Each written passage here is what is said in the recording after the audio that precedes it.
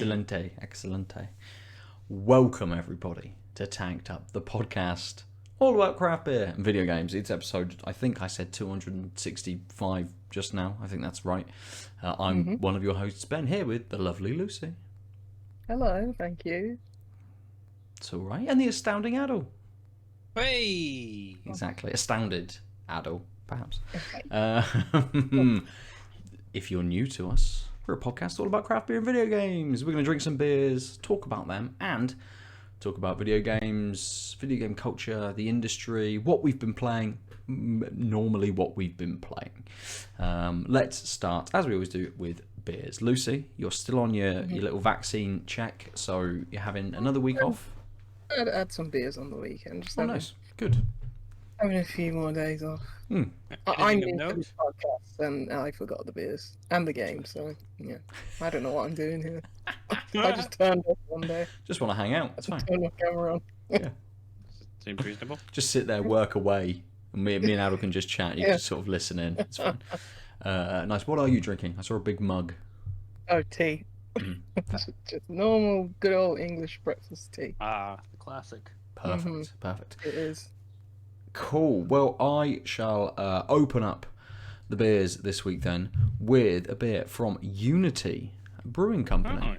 I've not had a beer from Unity in ages. I can't remember the last beer I had from them. This is Cosmic Ballet. It's a double IPA at 8%. It has a tiny bit of flavour text. Southern Hemisphere double IPA, hopped with Fresh Harvest, Galaxy, Vic Secret, and Enigma from Australia. That, I believe, is everything. So yeah. That's what I'm drinking. Unity from Southampton. Haven't been there for a long time. Haven't been anywhere for a long time, to be fair. That's my first I've beer. never been to Southampton. So.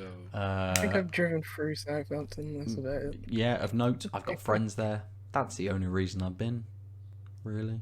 So, Aadil. Brag? What are you drinking? I am having from Duration Ooh. the Sweeping Coast. Is Nice. a West Coast Pale Ale. 4.8%. It's got their house blend of yeast, mosaic hops, Azaka and Centennial, and malted barley and wheat in the grist. If you're fond of sand dunes and salty air, consider Norfolk. Sweeping coastlines that define the region as much as the vast skies. Instantly recognizable, our coastal dunes perpetually shift with each tide, gently changing the landscape in a state of continual variation. Sweeping Coast is resinous, bright, and fresh, yet subtly undulating on a journey, one that is always set to home.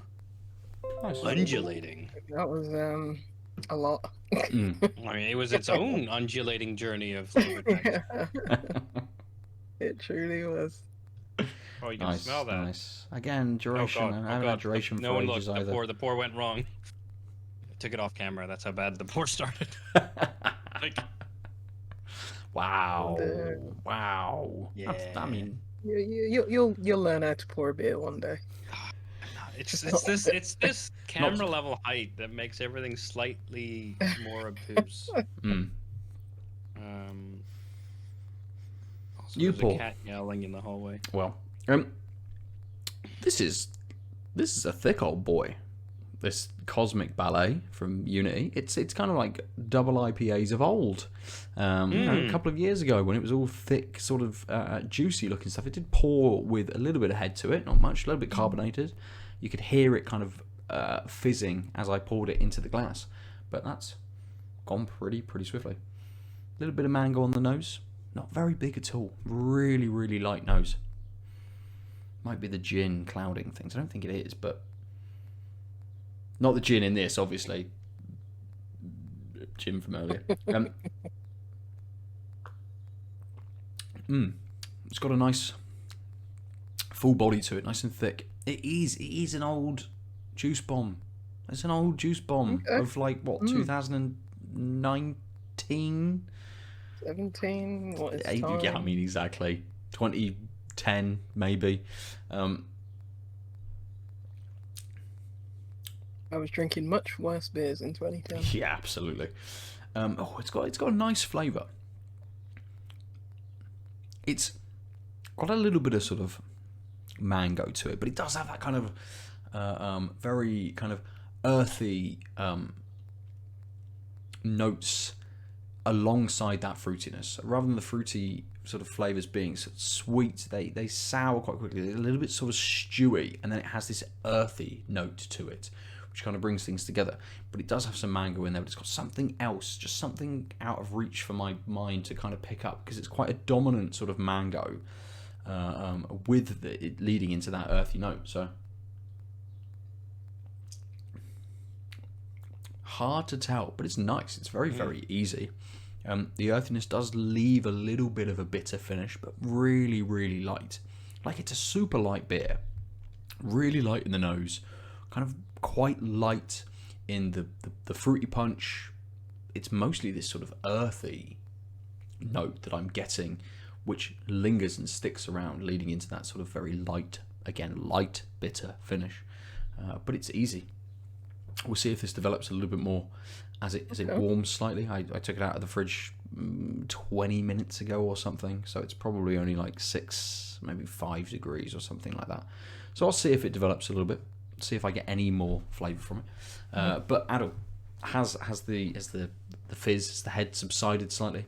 I mean, it's recovered since the mistake.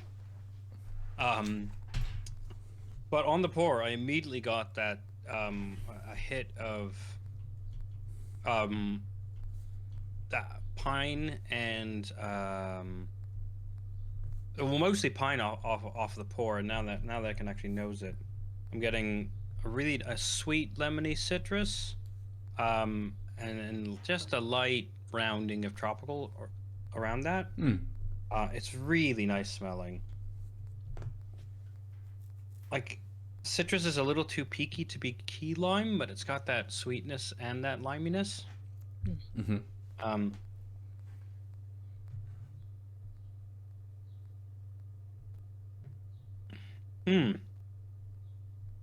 Oh, that is quite smooth.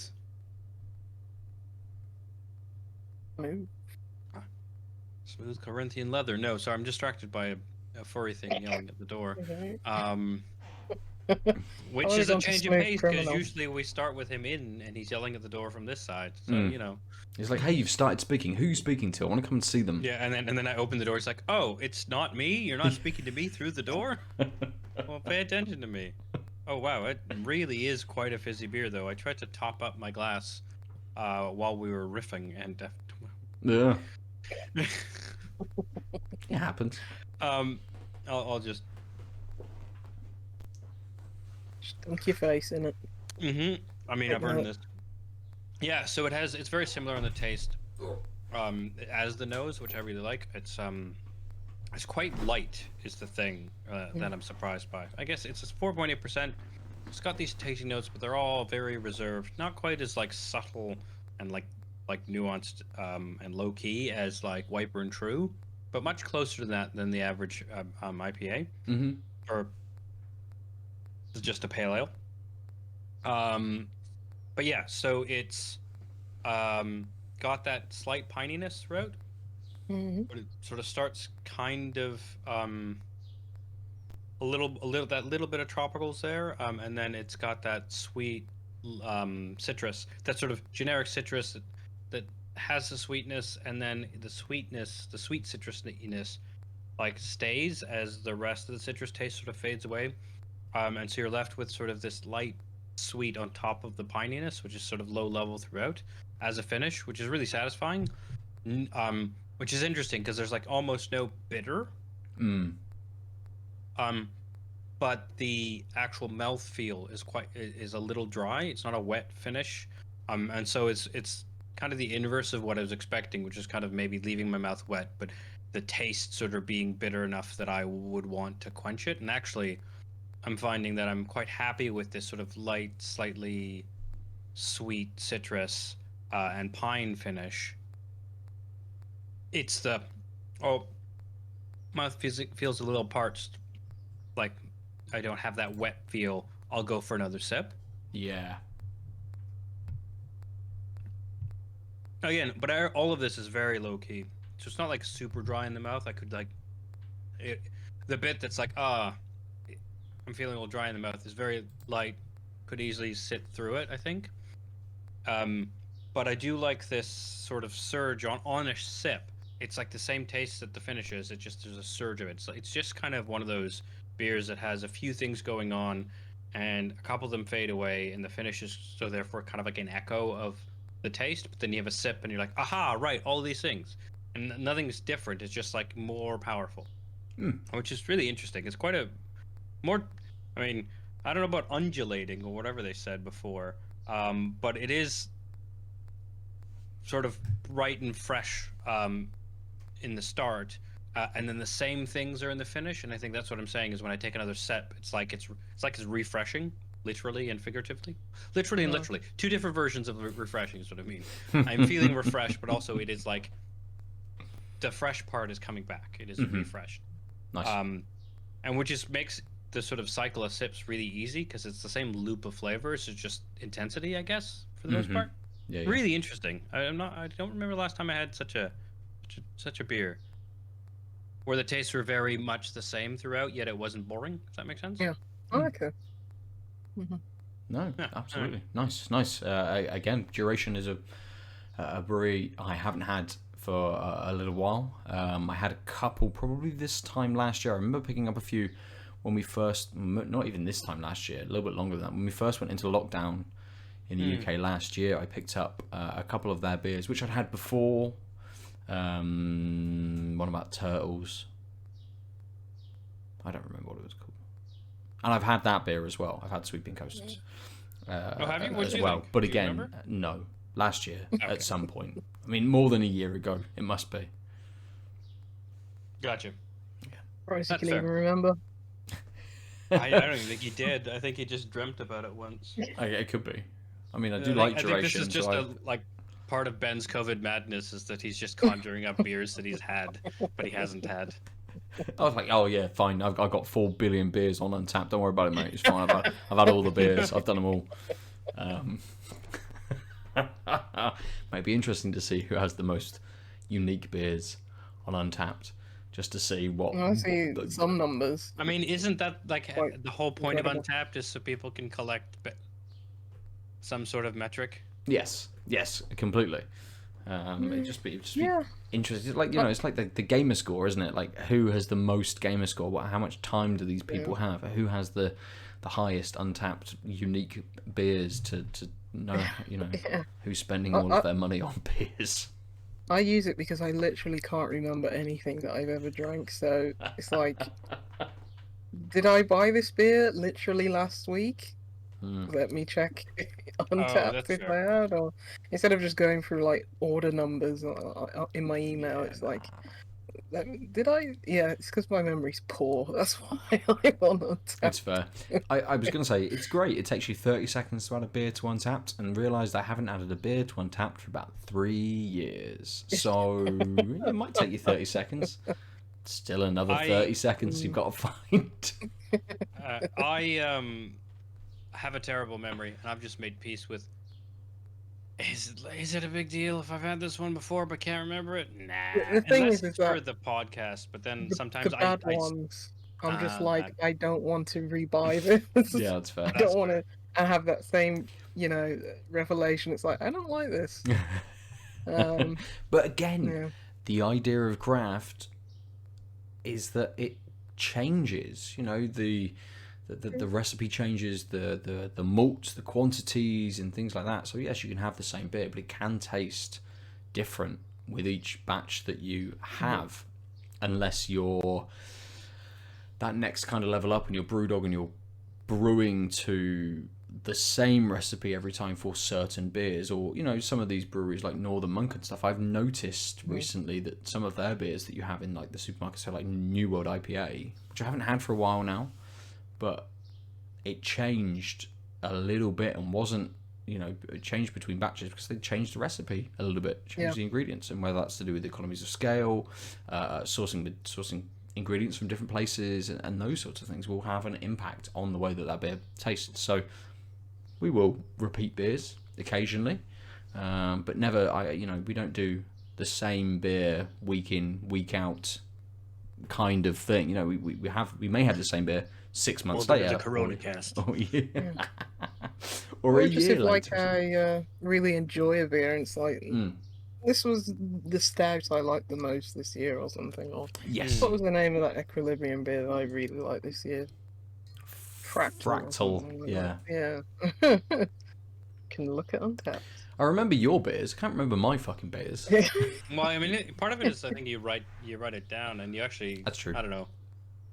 You've just got a better memory than me and Aadil combined, though. Anyway, so you have a kid. got You a have memory to. You for have to remember weird like things. shoe sizes and stuff like that. I've so. got no idea what a shoe size is. Don't worry about that. Like, there's too many beers. All your beers are in my mind. I don't remember shoe sizes.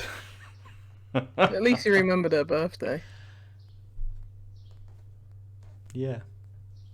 Wait, Today. what? Well, you knew which weekend today. it was. Not when I booked something else to do a couple of weeks ago, and it was like, can't do that weekend. Like, oh yeah. Anyway, should we start You talking just about? appeared here, child. You have no birth. Yeah. They're kids. All the birthdays are the same. I It mean, doesn't matter, you does just it? tell, Like, you tell her it's the wrong month and she won't know. no, that's true. I should have planned this better. I did tell her a couple of weeks ago that she had 7 weeks to her birthday, and then literally every week she's like, now it's 6 weeks to my birthday. Now it's 5 weeks to my birthday. I'm like, oh no, I've absolutely dug tell them. myself in here. Like, I don't know how I'm gonna Yeah. get out of this. We'll Yeah, I see. wonder if she's at the stage where she can do the monthly math isn't every 4 weeks. Yeah, so just like some obfuscation there, where if you said, oh yeah, it's not quite 2 months. It's like, What does that mean? The thing I is that, can't do like, that math in my head. I'm like, I don't know, I September. I doubt when I was 5, I could tell you. I don't think I knew what time was in terms of like how many weeks. Yes. So, well, hey, they're intelligent human beings it's nowadays. nuts. It's absolutely nuts how Yeah. smart they are and how Scary. quickly they can just remember. So that their memories are nuts. She'll tell you what beers we've all drank over the last 6 months. But let's start talking about video games this week. We'll enjoy these beers and crack into whatever everyone wants to talk about. I've got a game to discuss, but I'm happy to cede some time to whoever wants to jump in first. Everyone at once, Sure. instantly rushing in. Yeah. I I've only got a have the few one games game. also. Okay, well, Aadil. I got the You have one. the floor. It's and you both watched some of it, so it's called Lacuna. Yeah. Yeah. A sci-fi Lacuna. noir adventure. And it's a 2D pixel art adventure game, taking place in the sci-fi setting, with noir bents. Had a good stream of it earlier today. I really enjoyed it. First of all, the art style is really good. It's got enough 2D planes such that you have a decent backgrounds that feel like they have depth, and they do nice things where you're on a bridge and then there's another bridge in the background, and so the people on the other bridge in the background just have fewer pixels, so their face is like 3 pixels to your 6 or 8 or whatever, so it feels like resolving distance. It's depth, yeah. Yeah. So if like the lower clarity at greater distances just makes it feel a little more real, despite being obviously very pixelated and arty. And there are no faces, which is a nice stylistic choice because it makes it easier once you get used to it to feel like there's more detail than there is. And of course, it's got particle effects, which I think is the coolest idea. So one of the things that happens is people beam things to your cell phone, and those are like basically this massive, like 25 different white, slightly blue lights that come from the person's phone to yours, and they sort of do this like spread out to like twice your height, and then zoom back in to hit your phone, and it's this like really nice arcing thing. and it just looks really pretty. And of course, those particles are much smaller because they're at resolution of screen, right, rather than at pixel resolution. So they just look like otherworldly. They look super high tech, even though it's a very simple effect. Just because the rest of the game, you're just sitting there with this like lower res thing, and I thought that was a really cool idea. But overall, it's a neat little game. I'm super interested. I'm gonna play more of it. I already know.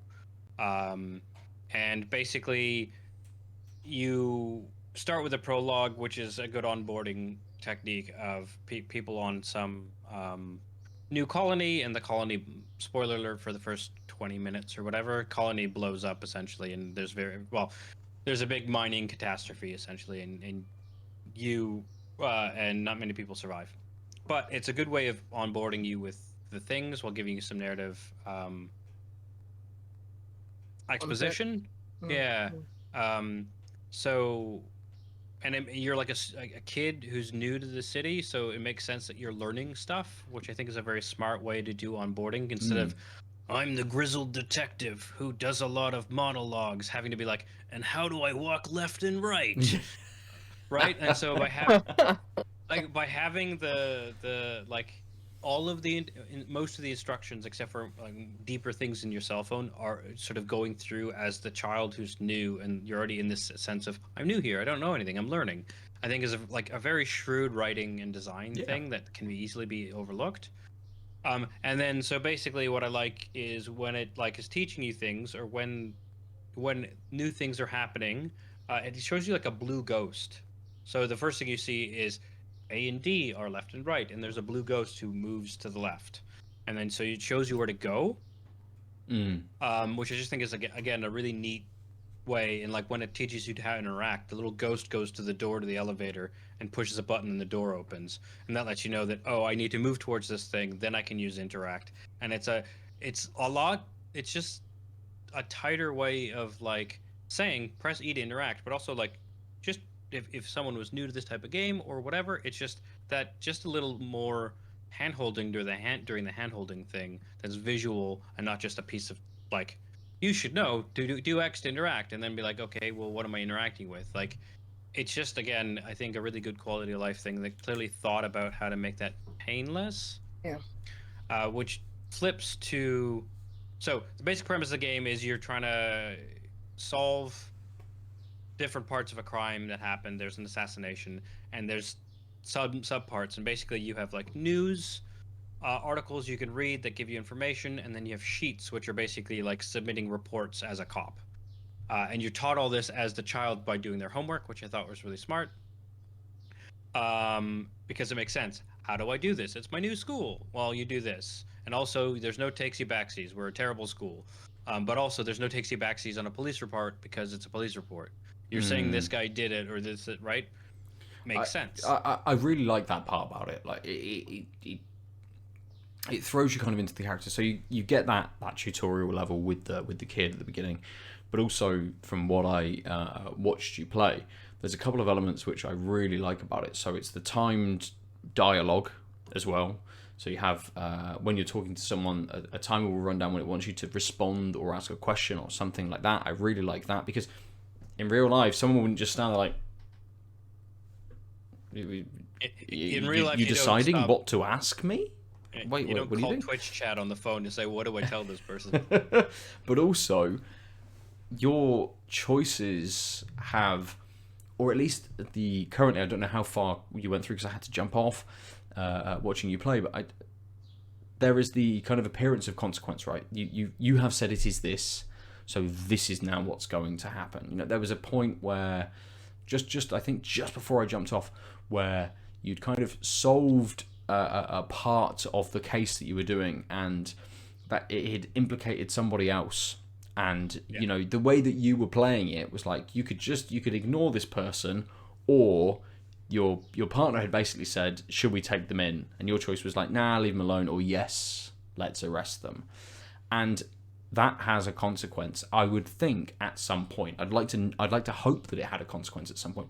And then filling out these reports and saying, this is the thing that happened, this is the person that did it, or this is what I know about said character.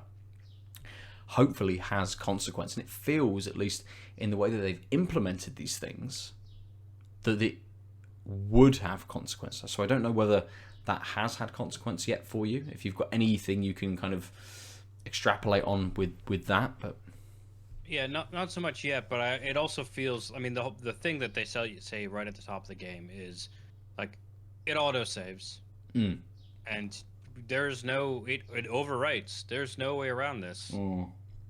So like what can't you do scum is your what way you get. through. It's like a roguelike adventure game, which I really like for a detective game, and that's what makes those decision points of like what do I say really important, and also like submitting a report which has like basically reports like a various number of clues, and you can pick between options, 3 or 4 options per. Like your report basically says it's a man with blank hair carrying a blank with blank beard.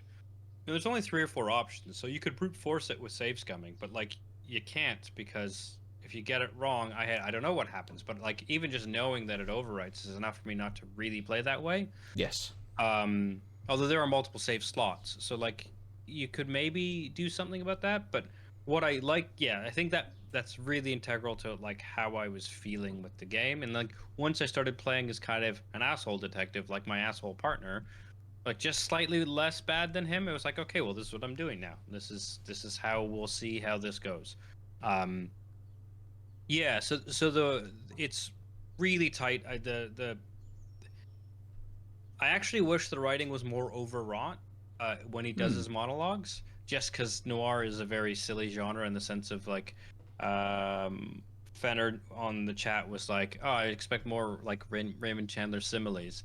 Like just like that overwrought dialogue, and that I think would work really well, especially when you think about what they could say in a sci-fi setting. Yes. That could be really cool. Instead, it's mostly just like inner monologue stuff, like, I was thinking about blah, and like there's no like contemplation of like the city lights or any of that sort of weird stuff you get in noir, right? The color. Yeah. The color in noir. The color in noir, yeah, exactly. Yeah, Exactly. Which what I said. I mean, but you're not wrong. The color in noir comes from the writing. Yeah. Absolutely.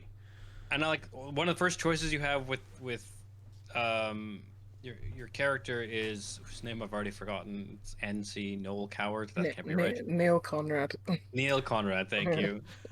Is you Imagine you if it pick was whether he's Noel Coward. Yeah, it would be really good. You get to pick whether he smokes or not, like whether you make him quit smoking or not.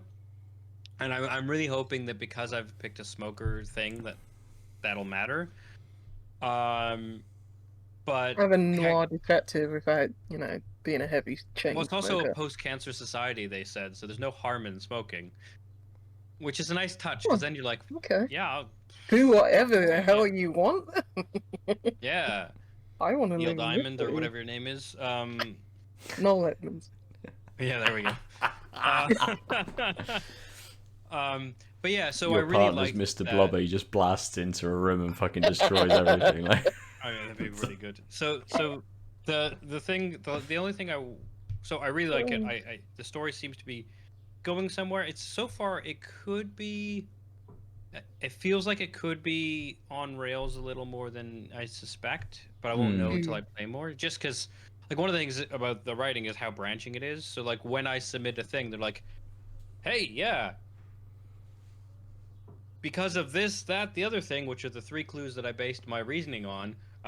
This is the case, and then someone pops up and like, "I'm already here. Like, you were right on where the crime scene is," and so I can't tell if the first call would have been some form of dialogue based on what I submitted, but then maybe it wouldn't have triggered the guy being like, "Hey, I'm already here," right? So it's hard to tell when I haven't fucked up yet, if that makes sense. yeah. But yeah, so there's also like, it's very aware in certain ways. So why I think it might be on rails is just, so there's a cut boat, and this guy's like, you find out this old man probably saw the guy you were looking for, and you're like, okay, can you tell me what he looks like? He's like, but I got kicked off of my mooring in a different harbor, so I'll tell you what this guy looks like if you go and solve my problem. And you're like, it's pretty time sensitive. and you get to choose. Yeah, fuck it, or yeah, I'll help him. And I was just like, oh, I'll see what happens when I say yeah, I'll help him. Oh, like, excuse me, sir. I am a detective. I am asking you a question. I'm not a fucking like. This isn't. Yeah, I'm this not isn't your an detective, adventure game. Yeah, but anyway, so I said yes just to see what happens, and so he says, oh yeah, go to this other area of the city and go to the. You can find the guy who my contact there. He's at the Red Herring Pub. Perfect. And then I was like, fuck. But there's no way, like, now that's my objective. So I started going to the train because I'm like, I guess I have to do that. And then I got a phone call that, like, because I had submitted another clue before I talked to this guy that was tracking the boat, they're like, we found evidence of the boat, and then the guy at this place, which is the same place as the same area town as the Red Herring things. Then I took the train, and I was like, "Fuck, am I stuck on this train because it's going to the same place?" And no, it's because both clues co-located. Yeah. And I was clearly on the follow the criminal and screwed Red Herring pub, but I didn't know if that meant that all the. Is it like if I had talked to the guy before submitting the boat thing, would I have been stuck going to the Red Herring, or is it just a pseudo choice and I would always be on the main track? And it's hard to tell. Yeah. So the last thing I'll say about the game is the one thing I really dislike. So one thing, the phone doesn't have a time on it, because obviously they don't want real world time because it's scene based, right? Like until I progress from this area, like I'm investigating the hotel, and no time's really passing as I bounce around between people and places in the hotel until I move to the next thing, and then until someone mentions the time, I have no idea how much time has passed, which I like. Yeah, right? And time was quite an integral part of solving the clues as well, wasn't it? You know, people gave times for certain things, so timestamps were in almost every puzzle. Yeah, so I like that. It's just weird having a phone without a time, and then the game was like, one of the timestamp clues you got was, oh, this delivery happened at 22:10. I know because I was checking a message on my phone, and I was like, don't fucking tell me phones have clocks on them. And I know this is a minor quibble, but it just was one of those things where what? But the real quibble I have is it says like go this way, and often so if you like take the train. I have no idea if I'm supposed to go left or right, but it's telling me go to the hotel. But like I don't have a map, and I'm not actually what's his name? Neil Conrad. Thank you. I don't know why, but that anyway. Yeah. It's a pretty generic name, Aadil. Why can't you remember it? Because it's pretty generic. So anyway, so like I know North Carolina knows whether to go left or right, but I don't know. So I like so a couple times I went the wrong way and had to turn around, and that feels dumb. And it'd be nice if there was just like an arrow or something. And I get that I don't want hand holding for like this is where the next clue is, but like when it's go to this building and I get off a train, I'd like to know versus like running it up the platform and then be like, oh, that looks like maybe a dead end. Is it worth turning around now, or should I keep going just in case I'm wrong? I don't want to double back. It would give you the option of then wanting to explore, right? So you said earlier that in the sort of the tutorial that there was this kind of blue holographic person doing stuff. Yeah. So even if you moved into a new area and suddenly you saw like your character just running off, you're like, okay, I know it's that way, but what's over here? I can freely explore now. That's exactly what I was thinking. Was that like, why isn't it like, why can't you give me that ghosting that you already have built into the game to be like this way? Yeah. And then you're right. Like I would go further versus like feeling like, oh, I'm going the wrong way. I don't know why. There's a slight subtle difference between not knowing whether I'm supposed to go left or right, and then when I figure it out, continue that way versus I know I'm supposed to go left. Let me just double check right. Like it's like being confused and then finding the right way. You just automatically keep going that way. Mm-hmm. So which means I'll go all the way left and then be like, oh, I'm supposed to go left, and then I never really encounter right. Yeah.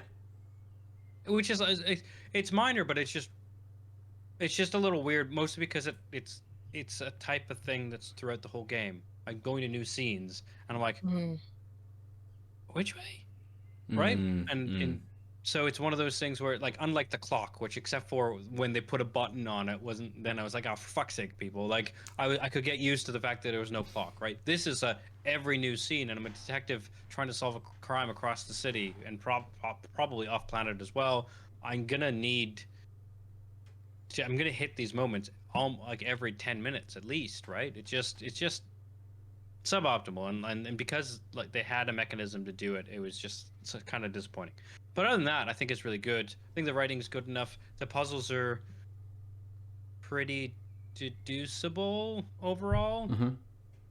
The one thing is, I thought I had all the answers for one of the clues, like what he looked like, but I couldn't figure out how to submit it, because I guess it wasn't the right time of the game, which I feel like I should get punished for. Like, I'm pretty sure this is what the answer is, like submitting too early. But anyway, that's a thing I'd like to play more of and maybe report back on these worries in another week. Nice. I'm looking forward to getting an update on that, because something I was very interested by. When was it? When is it out? Is it out now? Oh, it was out May 20th. Okay. Oh, cool. So a few days 5 ago. days ago. Nice. Yeah. Fair enough. And you played it on PC, right? I did. I don't remember what it is out on. People can Google Lacuna stuff. Matata. People can Google stuff. If that game I sounds think it's interesting to you, just just Google it. I think it's just PC. I think you are correct. But it is on 50% off on GOG right now. Oh, Nice. 50%. Wow. 15. Oh. Oh, That's yeah, I nuts. thought you Sorry. said 50. Yeah, sorry, I realized that's there's a trouble with my accent. Like, I think. get in now. A 6-hour window. It's 50% off. Yeah, it's only for people who have heard this broadcast. Live Once as well, not even on this the podcast. podcast ends. Here's a promo code. Yeah. Mm. Yeah, I think GOG. it doesn't say. I can't see any other information except for GOG and Steam. So. Oh. What? Oh? Oh, it was just it's an entrance on IGF. That's all. Okay, nice. Yeah, sorry. I thought it was done quick thing. I was like, oh, did they start as a done quick? But no, I misread it. I was like, shit, because this is quite sprawling. It seems like a good place for me to jump in. Talking about a game called King of Seas, which I believe released yesterday. Maybe. I think I was allowed to talk about it yesterday, so I don't Today, know when 25th. it's 25th. Perfect. Yeah. Releases today. What a game that today. And so if you're listening to the podcast, it comes out a few days ago. It's out. You can go and play it. But we were kindly provided a code from the publisher to take a look at. So I'm playing it on PlayStation 4. It is made by 3D Clouds and published by Team 17, who publish so many games. Yeah, So many games. I was looking back through. I'm like, Team 17 are giving us a lot of codes, and they have. There's so many. They publish so many games. But So King many of good Seas, games. they're good games, and King of Seas absolutely falls into that. This is a good game. This is a fun game. You are a character, but you get to pick whether. Basically, you get to pick whether you're a boy or a girl, but ultimately, you're a boat, right? You are sailing around a boat around the high So seas. you pick the captain. You pick the captain. I thought it was like the boat is But you were named almost She always or something. just driving. You are the boat. almost.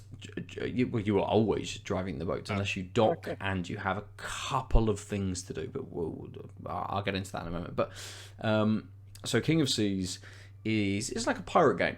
You travel around the seas doing kind of piratey stuff, right?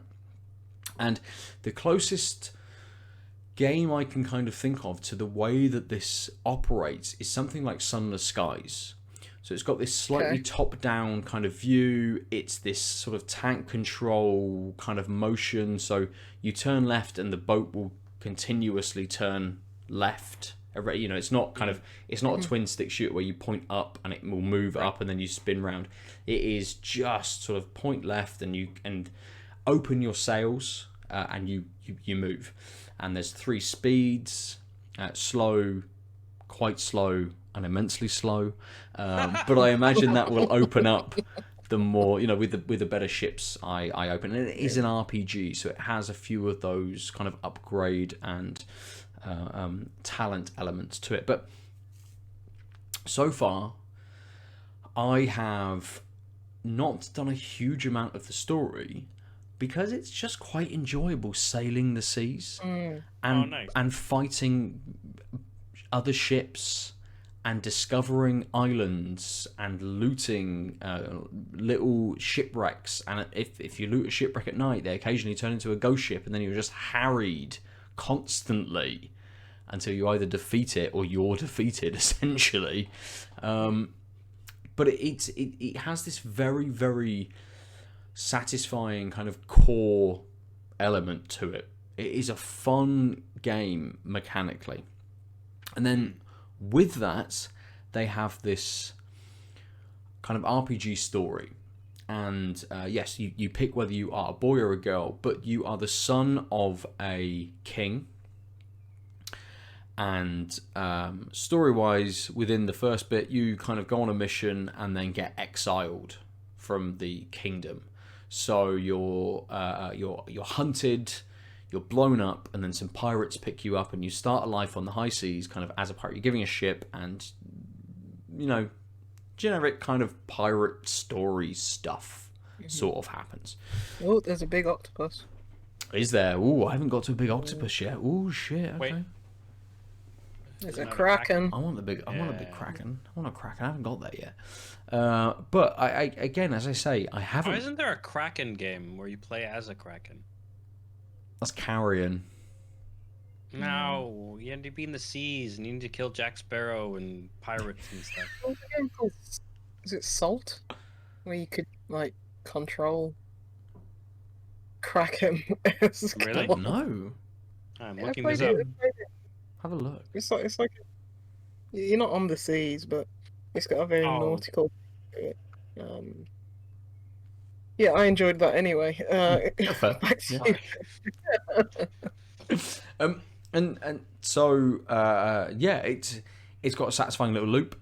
It does have these RPG elements and a story to it, but a lot of the time with the story kind of missions, there was one, and this is a very early story mission, but one where I had to go and get some information from somebody, and for them to give me information, I had to deliver 160 doubloons. No, 160 sort of portions of medicine, and you have, you know, you pick up loot, you have a hold, it's got a certain each ship has a certain sort of capacity to it. So that was the, hey, upgrade to the next ship. This one is the same as the previous one, but it's just got a much larger hold for you to get things.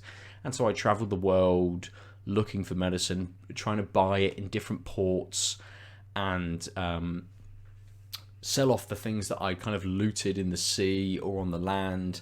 You don't go on the land, you just pull up next to the coast and press X, and it assumes that a boarding party, I guess, have gone on and got whatever was on the land and brought it back. But it took a very, very long time to build up the amount of medicine I needed. So I ended up just going to a port, selling almost everything else I had in my hold, and then buying all of the medicine that they had to make up the difference. And they had a reasonable amount. You know, I was only on like 100, so I bought 60 or 50 or something from this port. But between ports, there is an economy. Some things they have in abundance, some things they don't have. So there is an element of being able to sort of trade between ports to make money from. And the game is trying to push that kind of on you. Like, go to this port where you can sell all of the rum that you've picked up really, at a higher price. and then buy all of the wood that they've got, then take all of that wood to this port and buy that, and that's where you get the cheap medicine kind of thing. But And get all like 6,000 kilograms of lemons for scurvy and all the oranges, mate. Everyone needs oranges. But it kind of it tells you that that is something that you can do. But ultimately, so far, with the amount of money that I've been getting from just looting stuff and shooting other ships, I haven't needed to worry about that kind of level of trading yet. I haven't found myself short of cash. And when the game was like, you get to get a new ship now, you need 20,000 monies. I'm like, well, I've got 1980 or something. All I need to do is just find some treasure somewhere and I can just come back. And I think part of that is that the story mission I've just done was level 15. I'm level 25. Because I've just enjoyed cruising the oceans, doing stuff and exploring and shooting and killing other ships. You're grinding on an RPG. I was like, yeah, you're grinding, but you don't feel like you're grinding. What Absolutely. What you just told us is that to the point where you like the grind more than the game. So far, yes. I mean, that's great, right? Yeah. It is. But I want to unique. I want to explore the game a little bit more, because when you do dock in a port, it pops up with a little menu and it has a couple of options. So you go to the carpenter who can repair your ship, or you can buy ship upgrades from. You can go to the market where you can trade goods. What else is there? There's a bank, so you can store goods if you wanted to. You know, upgrades that you can put on other ships and things like that you might pick up rather than having to sell, because things take inventory spaces. And there's then other things which are grayed out at the moment still. So there is something else. So I'm suddenly at a point now where I'm thinking, okay, I've done a couple of storyline missions. I want to see what the next level of this game has to offer as well. You know, there's as a trophy pops, I was like, oh, what have I just done? So I had a look, and then saw some of the other trophies, and some of them were taking over 5 islands or 5 sort of settlements, and then the next one was taking over 10 or 20 settlements or something. So there's that element to it as well, which hasn't been explained to me yet. It's quite, well, I don't know. I don't know what I mean. It's pirates, but it's still colonization, absolutely. Right, pirates are an offshoot of colonization, right? Yeah. But I don't know how much it's going to lean into that, right? I don't know whether it's going to wear its kind of political stance on its sleeve, or as a flag waving on my ship, or whether it's just, nah, It's just they're your friends now. Reading you into just get cheaper. Yeah, you just get cheaper materials. You can just upgrade cheaper here now. I don't know whether that is what it's going to do, but it feels light enough that feels like a possibility. That it isn't going to delve too deeply into things. You know, there's kind of like side little quests that you can do, and a lot of the time they repeat between settlements. So someone will say, take this to this place, or take this to this place, or go and kill some navy boats and you know, stuff like that. So there's no kind of depth to the politics that kind of piracy involves, but also you're this exiled, or I picked the princess character because I was sat with Evelyn and she said, oh, she looks cool, pick her. And I'm like, yep, cool, I will do. It was either the cool looking princess character or just standard blonde boy number 5. Is it Guybrush Threepwood? I mean, he's very close actually. His face isn't quite as long. His hair isn't quite as long, but it's very, very close. So there's no sort of, so far, there's a little bit in the story to be, I want to, you know, the main quest is I need to get here to work out what's going on. Why have I been exiled? What's sort of happening? But she's taken to a life of piracy pretty easily. And she's just shooting down boats left, right, and centre, doesn't it? With abandon, you know, it doesn't matter who they are. You can just attack whoever you want. But it's is there repercussions? Like, are there like? So there are repercussions or anything? So there's no, from what I've played, there's no factions. But if you attack boats within a certain proximity to the settlements, they will become aggressive towards you. And I don't know how long that lasts, because you've got your map. I've started up here. I've gone over here. I've shot someone in an area of a settlement. I've then gone, and several game days have passed, and then I've gone back to that point, and there's been no issue. Right. So I don't know how quickly that takes, and I don't have the patience to sort of kill someone in proximity and then just sit my boat and go off and do some work and then come back and have a look at what time it thingy. But there's no indication of that. So it is a fun game. It's got a really compelling sort of gameplay loop, but you're not going to get much depth to this. It doesn't. It's not like Sunless Skies, in which there were factions. You were playing people off kind of against each other. That game was all about the writing. Not all about the writing. It had a fun gameplay as well, but it lent very heavily into its world building and its writing and the choices that you made.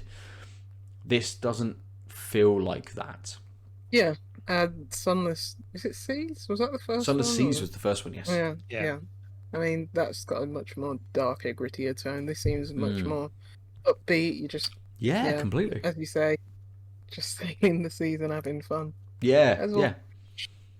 And that's what it's been. And I've found that the games that I've been playing on the PlayStation recently, so Stranded Deep, I've put a lot of time into, and then King of Seas,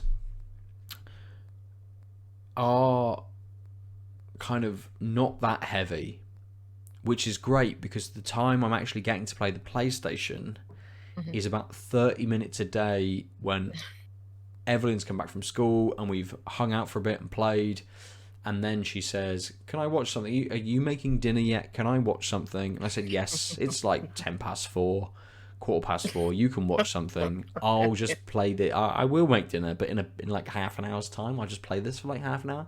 And because she sat next to me, it's something very easy to be able to kind of play. And she said, hey, you're she's interested. She's like, you're being the pirate again. I want to watch you being a pirate. I'm like, you can, but it's not that fun to watch. So maybe just keep your program on at the same time, and you can kind of flick back and forth between if you want to. But it is fun to play, absolutely. And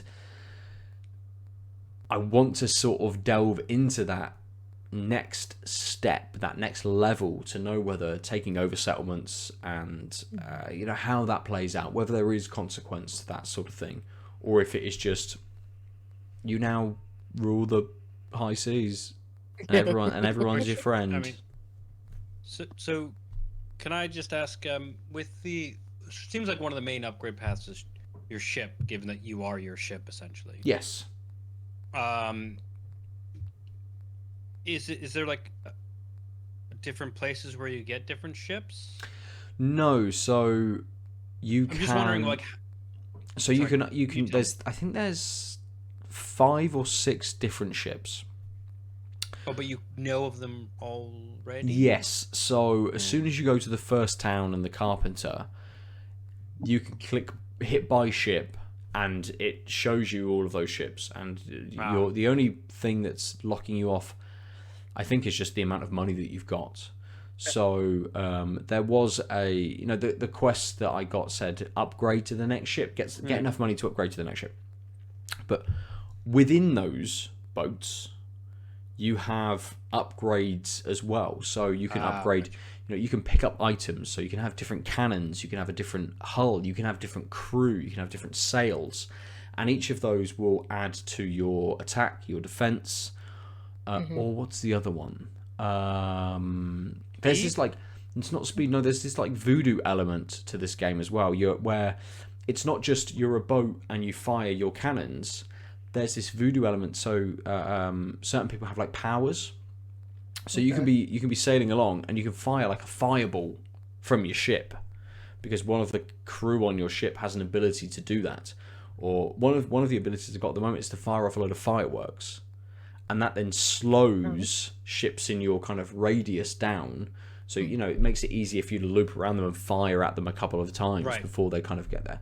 So there's these different upgrades or different abilities that you can equip on each of the boats as well, and they don't lock to the boat, but they stay on them. So when I upgraded, none of the things that I'd equipped to the previous boat came with me. I'd have to unequip everything and take it all with me.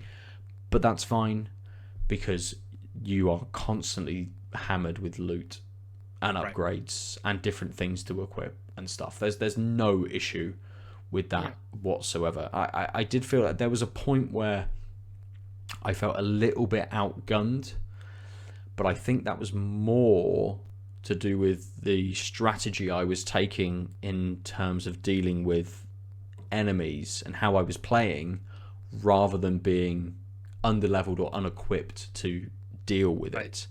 This wasn't like a HP sync level up thing. Yes, completely. And I found a very nice way and a good rhythm to kind of play when I'm getting in a battle, of how I like to kind of maneuver around and be able to sort of fire on enemies, and a good couple of abilities which I really like and use quite well.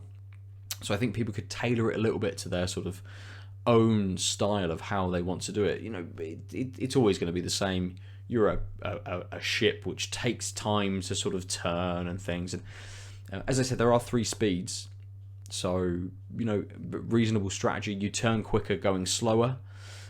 So reasonable strategy to kind of go fast, slow down, turn, fire your cannons, and then sort of speed off again, that kind of thing. So there'll be ways that people can tailor it a little bit to the way that they kind of want to play. But it sounds like there's quite a different variety of builds. Yeah, outside absolutely. of the ships, like in each individual ship. Yeah, completely. You could absolutely load up on having much more sort of health for your hull or your sails, or your crew. You know, having a larger crew with you. I suppose one thing to mention, there is different ammo as well, so you can change the ammo of your cannons, and that will take down either the sails, the hull, or the crew. And that then will affect boats in different ways. So if you take down all of their sails, they don't move as fast. But you need to take down all of their hull to sort of sink them. So you can kind of you can play it that way as well. You know, you go in, you take down their sails, you kind of immobilize them, and then they're sort of sitting ducks for you to sort of circle and be able to kind of take down.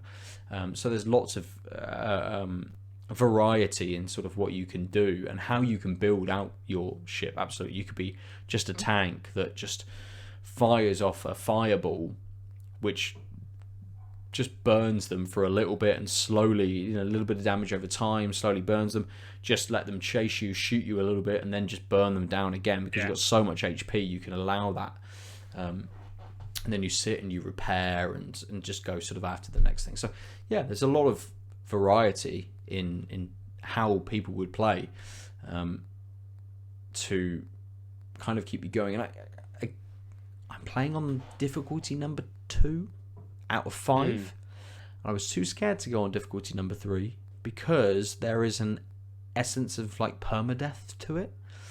It's not permadeath. It's not permadeath, but it's more like an MMO where, like EverQuest, if you died and you respawned, all your gear was on your body, and you start off with nothing.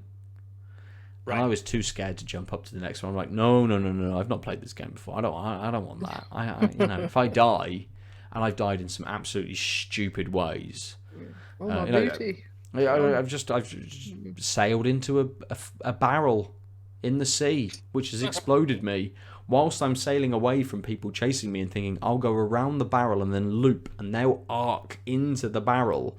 No, I kind of looked away a little bit and then just sailed into the barrel and exploded and died.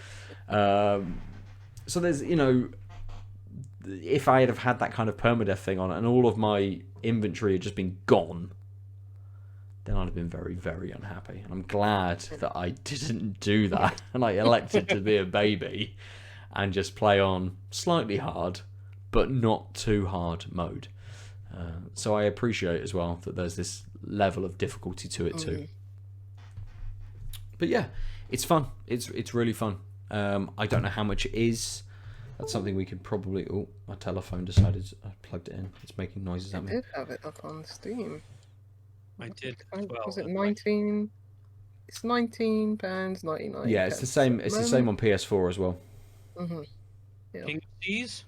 King of Seas. It's got 24 positive reviews, which nice. is pretty good for today. Just come Yeah. out today, yeah. Oh. Anything noteworthy before we move on? They say it's like Sid Meier's Pirates. A Have you game played game I own but have never played. I haven't, but that's what everyone in the reviews are saying. Well, Yeah. there you go. But hey, if there's a game I've never played that I'm 99% sure is a very Wow. good game, it's Sid Meier's Pirates. I mean, Sid Meier's anything really, Yeah, anything that he's made, yeah. apart from you know. Beyond Earth. That wasn't good. okay, so in the standard, we haven't segment we haven't done in a while. Review roundup. Just because I happened to bump into this, which was user Dave Winterborn on Steam said, "Looking forward to this game for a while. What a letdown! No mouse control. Control keys are all over the place. Compare it to the likes of all the Sea-Dog games. Control keys are terrible. I like to concentrate on the game instead of trying to hit the right keys. Won't play it again until control keys are brought up to modern day." Wow. Okay. Which is pretty scathing, but also one thing. Sure. But why I wanted to bring this up was because the devs responded. Actually, Greg from Team 17 Yep. said, "Hi there, sorry to hear that you didn't enjoy the experience. We have rebindable keys and mouse control support on the way. I hope that'll convince you to give the game another shot in the future." And that's like the negative review, Right. essentially.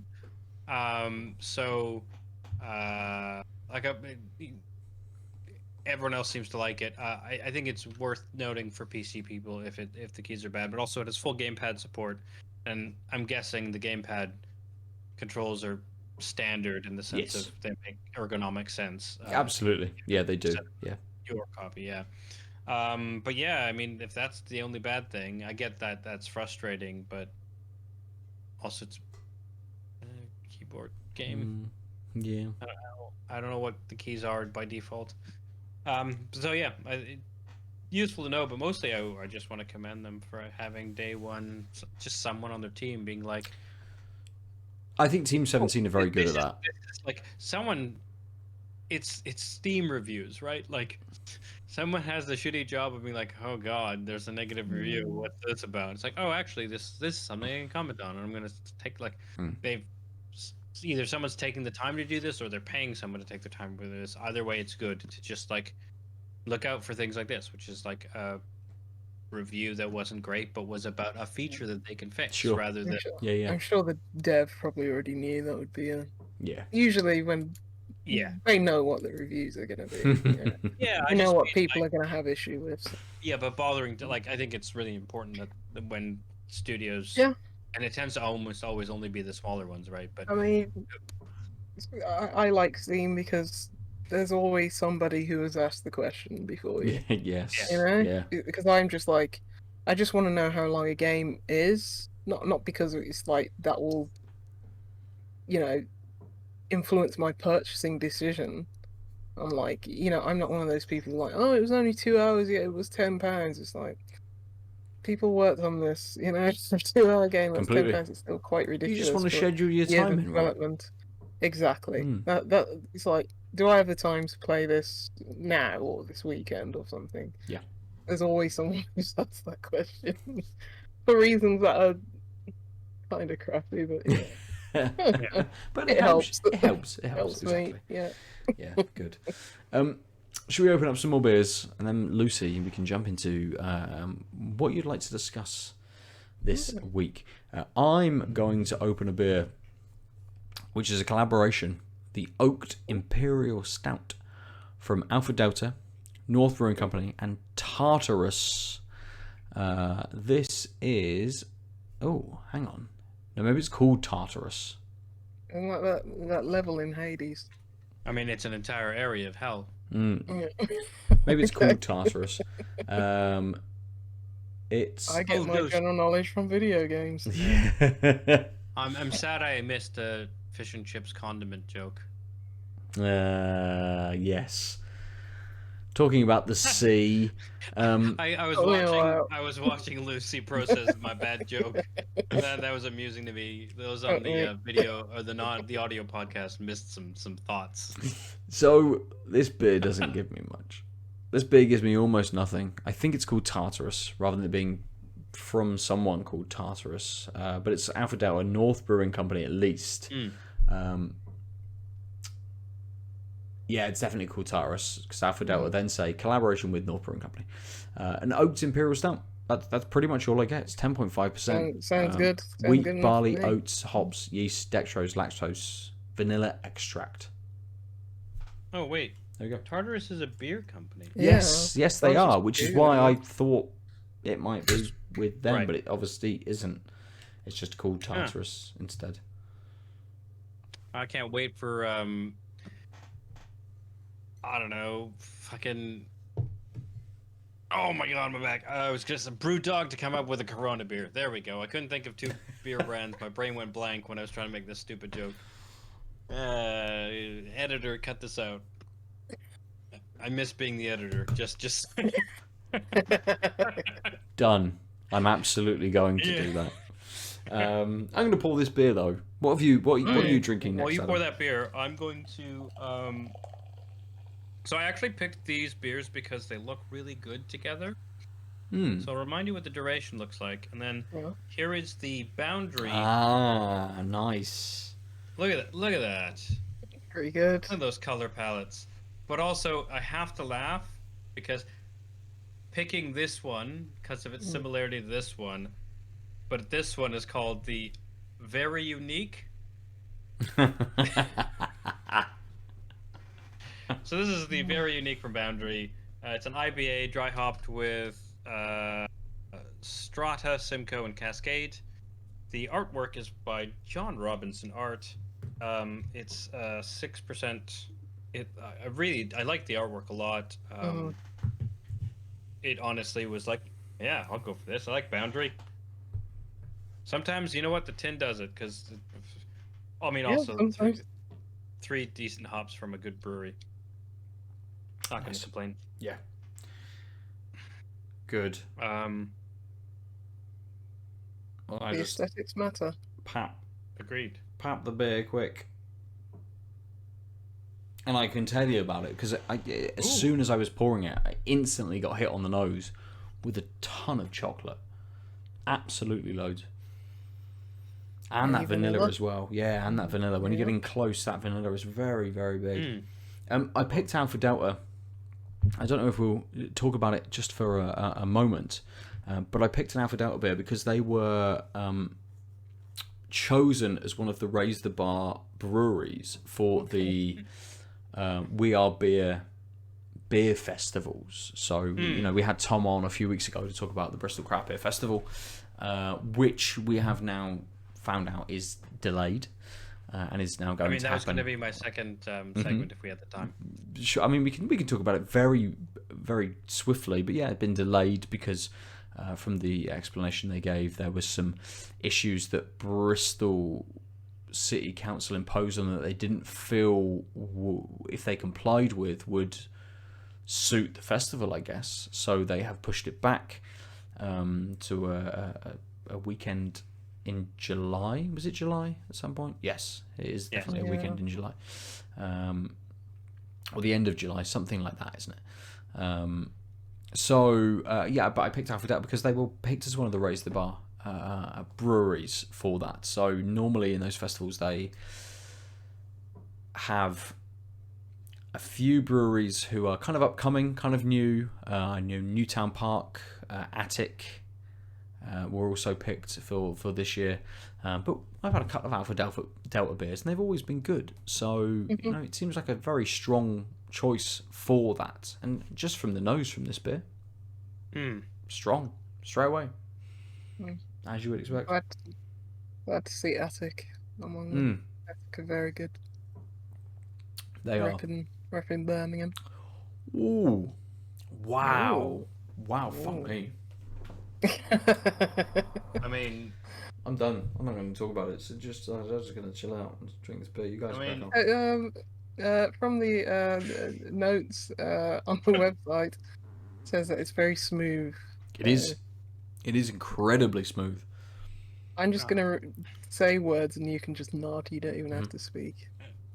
You're very accommodating, Lucy. Are you getting any of the? Was it an oak barrels? Was it? It is an Yeah, 'cause oaked the website- imperial stout. It doesn't say anything about oak barrels, but I would assume oaked Yeah. means that I'm definitely getting that. Definitely getting a lot of woody notes from it. The vanilla kicks in through as well. It's nice and roasted, but everything is there. It's not a beer which kind of goes, here's this, here's this, here's this, here's this. It's just, here's everything. And you can pick all of those bits out, and they all flow through, but they all work very, very well together.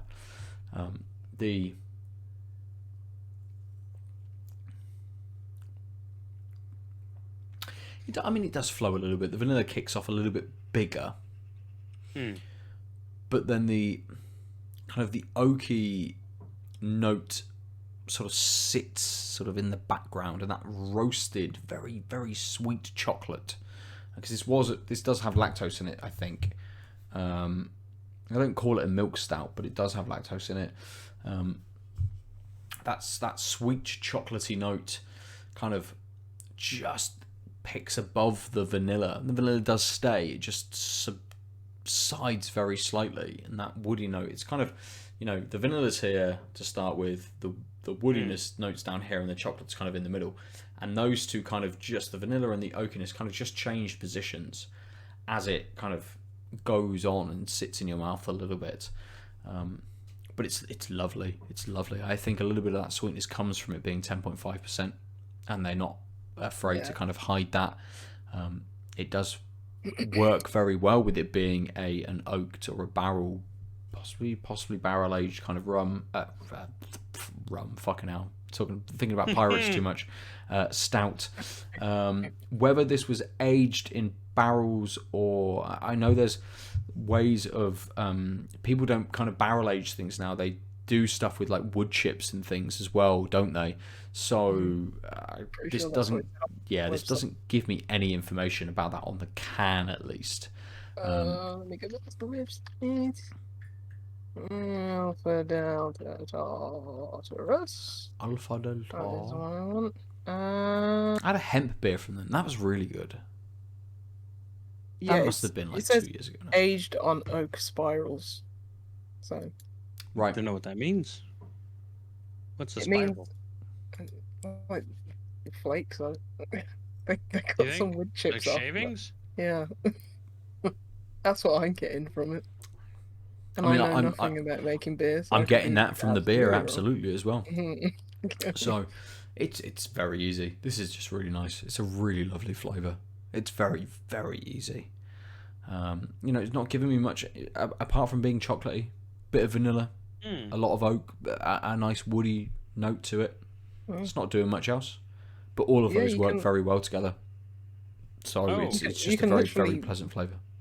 You can literally buy oak spirals. I was just saying that they're like an actual spiral of oak, so not shavings, but like literally like carving. It looks like about that much around. It's hard to tell. Just this spiral carving of oak to then put in such that it has presumably maximum surface area for wood. Yeah. Neat. I didn't know this thing is you can buy these spirals for various prices online. Nice. And there's different types of oak to give it different things. Interesting.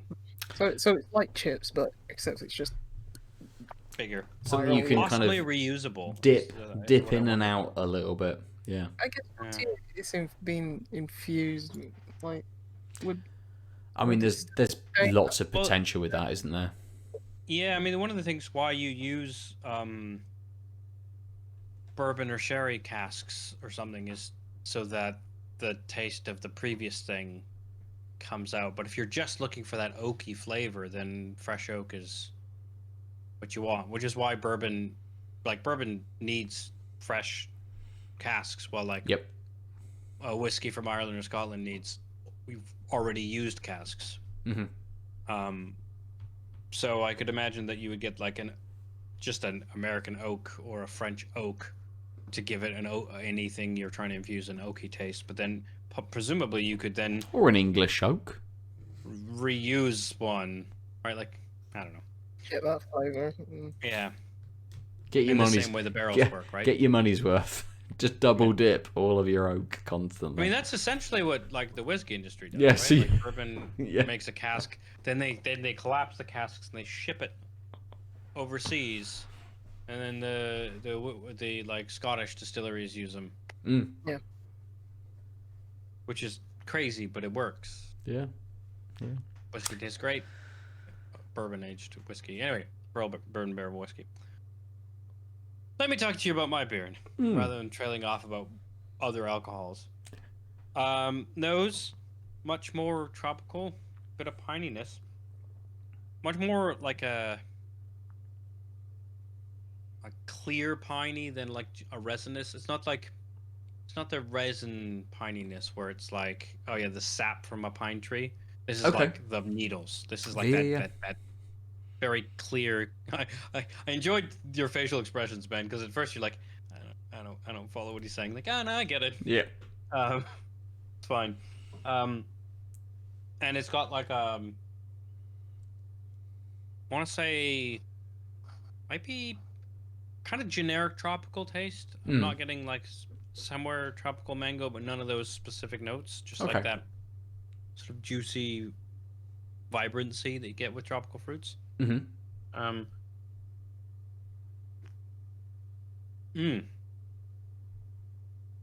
It's a little more effervescent than the last beer. It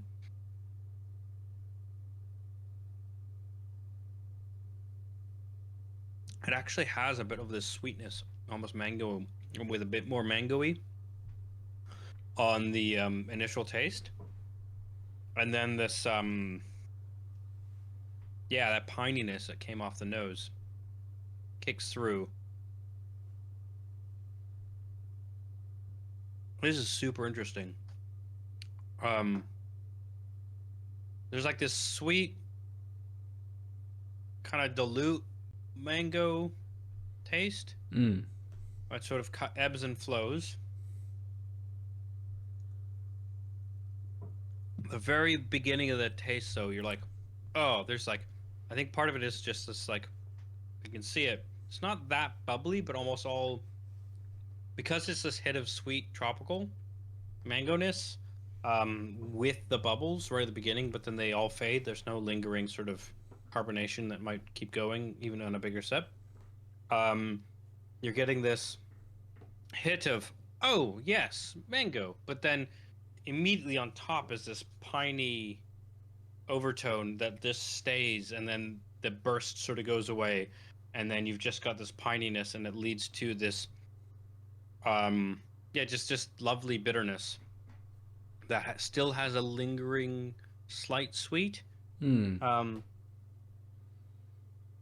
Finishes super wet, could easily sit on that bitterness, but because I like that hit, so this is what I talk about a lot, about when a beer makes you drink it again out of I want the taste rather than I'm trying to offset some bitterness. The lingering bitterness is fine. It's just, like I said, slight sweet and this slight light pininess. It's bitter, but I could easily sit with it.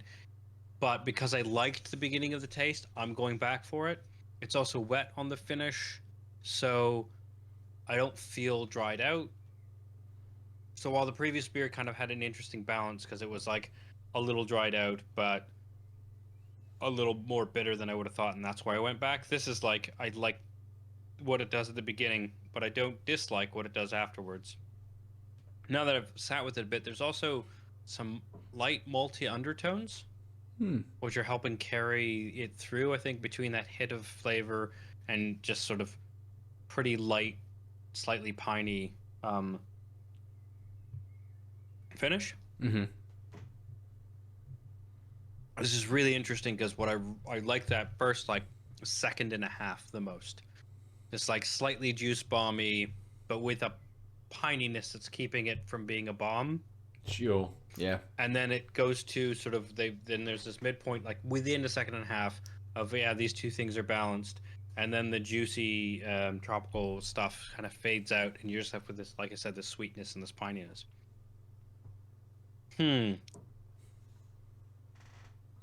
I enjoy that you said. Maybe report on more if more things happen. I enjoy that you said hit mango a lot. Well done, you and me, I guess, but not me on purpose. That was a good game. We always come back to it. I don't know how we can't get away from it. Mango seems to be a flavor that we have experienced a lot more in the last maybe 6 months or so. I would say we more like 4, I think. Yeah, we've kind of moved away from everything being grapefruit, so almost everything being mango. I don't know whether that's a shift in hops, in batches of hops, in what people are kind of combining, but we're getting a lot of mango at the moment in beers. Mm-hmm. Good flavour. Yeah, absolutely good flavour. Yeah, completely. I'll take mango over grapefruit. Yeah, I mean, it depends on the day. But Tuesday. I mean, I think the thing is, we're still in this like, we were in like peak bitter a few years ago, and even the juice bomb summer was still like offset by like it was still going to be bitter at the end. The juice bombs are very grapefruity as a result. And now, and like the past couple of years, we've just had these strong IPAs that don't, aren't super bitter on the end. And I think I think this is making the tropical fruits seem much more apparent, because we're not getting this. So even when they're citrus and tropical, when they're citrus and super bitter, you're getting this grapefruit kind of pulling together, because grapefruit lives in both of those. Sure, and now we're having way less of that, and so what is interesting though, not to say that it's just this difference, but because I think you're onto something where it's like there are multiple tropical fruits, but we are all seeing this specific type of tropical quite often. So I think it's a combination of the withdrawal of that bitterness, which means the citrus stays out of the grapefruit territory. Yes. So like you hear me talk about a slight key liminess, and I think that's probably because it's the citrus and that sweet tropical taste together making me think in the same way that the citrus and the bitter might make me think grapefruit, right? Like I think we're seeing the bitterness withdraw, and also like you said, the tropicals stepping up a bit. We're getting a little more sweet, a little less tart, so we're getting more mango-y notes as a result. Yeah, absolutely. Nice. Good thoughts. Nice. Good. Speaking of thoughts, Lucy, do you have thoughts about video games? No. They're for babies. Yeah. That's my only thought. Thought number 1, Fair. they're for babies. Thought number 2, they're for babies. Yeah. Probably a game I wouldn't recommend babies play. I played Erica on PC. Oh, nice. Because that released on PC today. Yeah. As well. It did. Yeah. Aadil, I know, Ben, you played it on PS4? On PS4, yes. Did you ever play it, Aadil? I didn't. Oh, I didn't think it. But it. Let me see if I've got this right. You probably own it on PC, even though it just came out today. He does, because I gave him a code for it. That's okay, because I was going to say, I do own it on PC, but I couldn't remember why, and I was confused, and Ben has solved that puzzle. Okay. And now I remember this interaction. I haven't gotten around to playing it, but I did install it. It just, like, when I was closing out the game I was streaming, it was like, update queued, Erica. I'm like, what? I couldn't remember that you gave it to me. Well, I'm not going to go into spoilers because it is a very story-heavy game. Yes. And I'm not even quite sure what happens anyway, so I probably wouldn't be the best person to go into the plot. But yeah, I like that games like this exist. It's like an FMV interactive thriller. It's very light on gameplay. The bits of gameplay that are in there is just you kind of like, you know, just clicking on in a very tactile kind of way, like flipping over pages of books, you know, like lighting a lighter, and it's very light in that sense. I think it does a good sense of Excuse me. still keeping you engaged in it, with Yes. those, you know, very light mechanics, but I think it's mostly about the story, and the production quality is excellent. Kind of reminds me of like Late Shift, Yes. which I think is a Yeah. different publisher. Yeah, just like really high quality.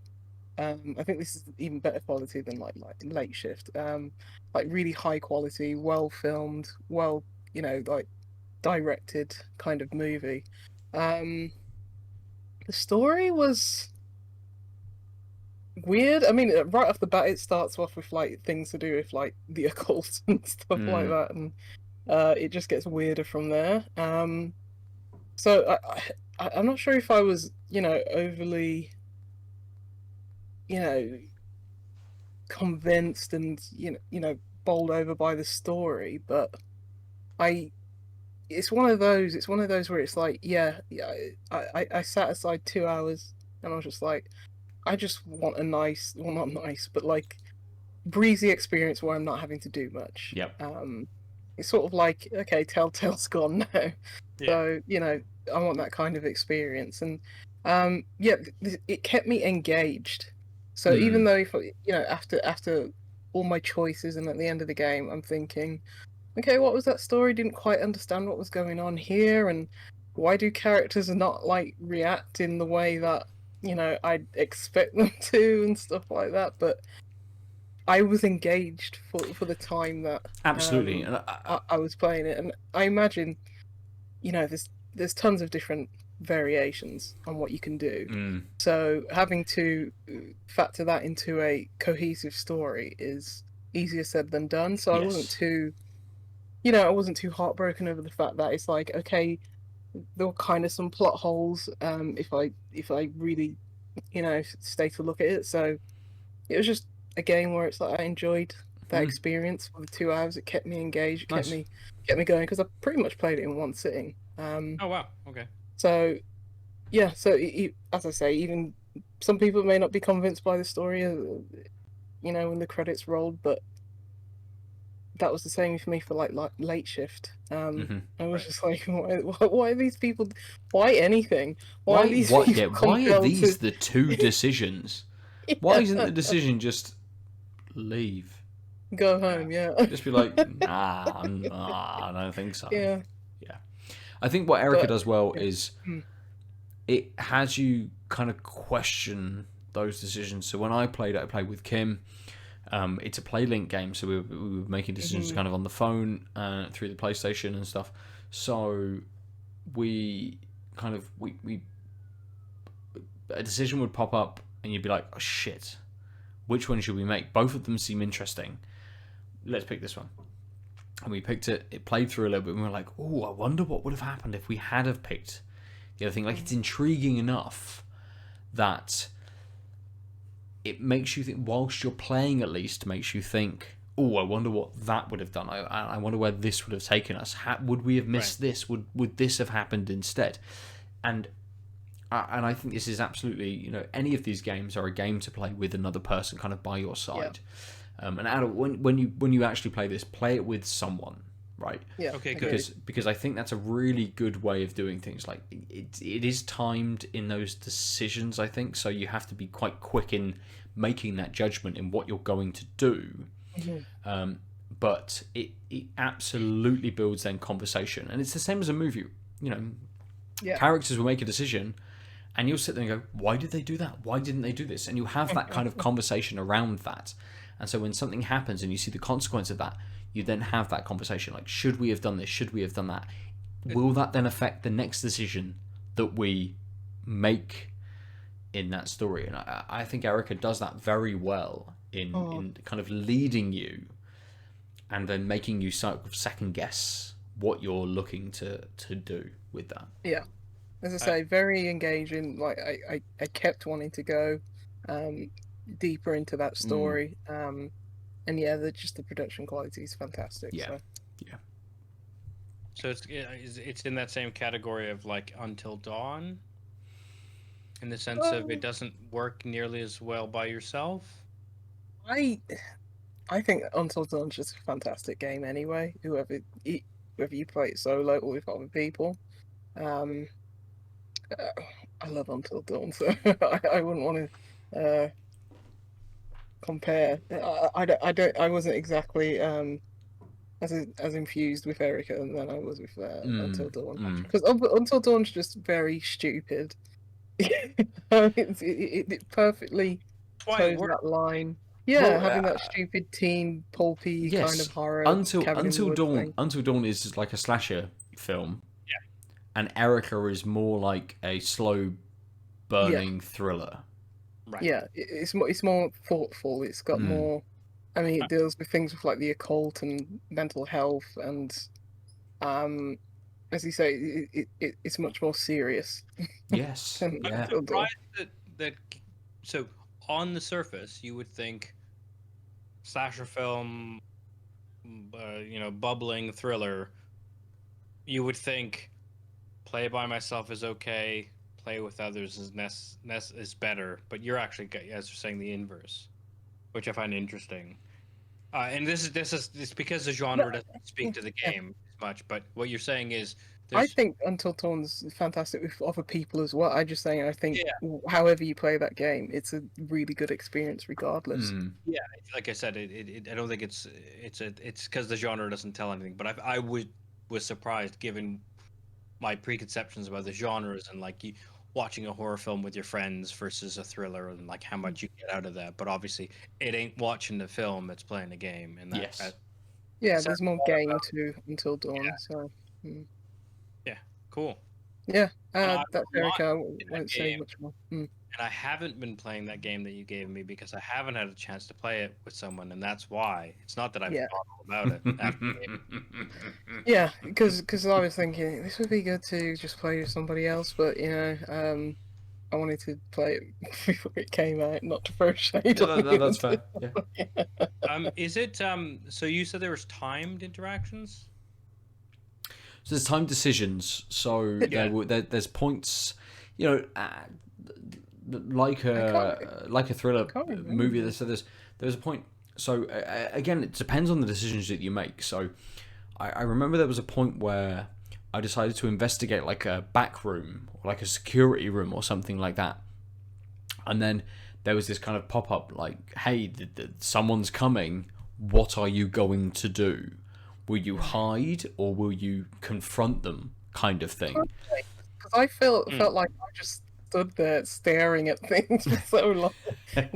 So at some points, it does give you some notion of not worrying about kind of the time and being able to just make a decision. Definitely. I think the quick pace ones, I didn't notice that they were timed because I would be like, "Why are you doing that stupid thing?" Of course, you're not just going to do go. this. Yeah. Right.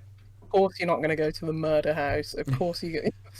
You didn't go to the murder house. You didn't look through the tiny little peephole in the wall and see someone like scurry past, and then fuck everything up because you exploded. No, I stayed put. I was like, I'm not going to go get myself killed. And I think I am not curious. I think this is the like my final thought on Erica is this is the good thing. There are multiple playthroughs of this game where you can completely miss stuff. Yes. But it does not detract from the experience that you have. No, because I played it quite cautiously and I still feel like I had good enough experience at the end. Because I certainly did miss some things. Being a little baby. Yeah. I mean, this makes me really want to play it now. Find someone to put through it. Or stream it maybe or something, like some sort of interacting with people, because it turns out I might be able to hire friends via the internet. Hey. Yes. Isn't that what streaming is? That is pretty much what streaming is, yeah. Yeah, I guess so, yeah. I mean, if you do it well enough, they're hiring you, but you know. Yes. Next game that I played is... I'll jump into Mind Scanners, which came out last week. it's on surface level. You look at it and it's like, this is very Papers, Please. Oh, I do know this game. Yeah, it's basically you're set in this retro futuristic dystopia where you are the role of a mind scanner. The game just opens up first of all saying it's like, oh, you get this letter and it's like, basically your daughter is now in the quarantined or she's been like sectioned. This game is it I wouldn't say it delves deep into mental health, but it has things to do with mental health. It's like on its surface. I haven't finished the game yet, so I don't know how much more of a commentary there is on mental health, but that is definitely what they're hinting at here, which I'll get more into later. But basically, your daughter's been, I think, sectioned because in this place called, I think it's called the Structure. I think. Basically, this fenced dystopian, Orwellian kind of stronghold where basically it's very binary in the fact it's like these people are insane, these people are sane, and as mental health goes. Yes, I mean, aren't people still administering ECT in this country? Right, ECT has evidence behind it, though.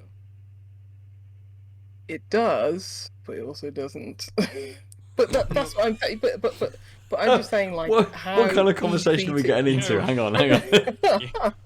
I'm saying like how that was just the standard for treating all mental health. That's what this game is trying to get at. Yes, right. Obviously there are benefits to it, but it's like there was no place in society where that was the solution for all mental health problems. Whereas this game is very. We don't want to live in One Flew Over the Cuckoo's Nest, where the sane guy who's like just trying to get by without being in prison gets ECT'd, right? Like, you're saying that's the world. Yes, that is the world. EC2 for everyone, yeah. Okay. Maybe a bit of analogies like, I don't know, lobotomies or something like that, where it's like, okay, I mean, this you basically it's very Papers, Please. I think it's like this kind of, you're doing these administrative tasks. You've got the whole UI interface is basically like your kind of workstation, and you're going around this city, basically deeming whether these people are sane or insane. It's only that binary, really. And these things can be like so benign, and like I showed you one where it's like, oh, this guy just collects video game figures and he's basically spending all of his trust fund and his inherited wealth on video game figures, and I'm like, he's insane because I do that and I'm also insane. So that I don't I don't have a trust fund. That's the difference. So I'm probably even more insane because I don't have the money to do it. So it is just okay, I've deemed you to be insane, and you basically do this the ink blot, the Rorschach test on these people, and it's like, okay, what do you see in these images? And it's like you start to profile these subjects, your patients, and basically it comes up with a made up name for whatever, I think they call it diseases in this game or whatever. They make up a name for it, which is probably best, instead of calling what these analogues to actual mental health issues are. And then the main crux of the game is you're trying to quote unquote fix these people by it's sort of like WarioWare mini games where you're like having to put these like really invasive and like really horrible looking contraptions on people and basically suck out the mental health issues where and by doing that it literally, you have this kind of meter where it's like the more you administer these like kind of messed up things on people, the lower their the more personality they lose. You have this bar where it's like so much of their personality they have currently, and it like goes down. The more you administer these things. And it's yeah, the mini games are a bit. They're interesting at first, but then when you have like basically you have like these symbols, and each symbol needs a specific type of contraption to like reduce this character trait that they have. So it's a kind of puzzle game where it's like, okay, I have this contraption that can get rid of 3 of these symbols in a row, but it's interrupted by this other symbol in here, and it's like, okay, it's sort of like match free, sort of like Bejeweled, where it's like I have to get rid of this blue gem so I can just knock out all 3 of these red gems. And so there's a bit of a puzzle element to that. But there's quite a lot of these symbols like per person. They just like at the start of the game it's like, okay, I've got to knock out 8 of these symbols. And then it goes to like 25 and stuff like that. And it's like it takes multiple days to treat patients sometimes. Oof. And that wouldn't be an issue, except that the currency in this game is basically time.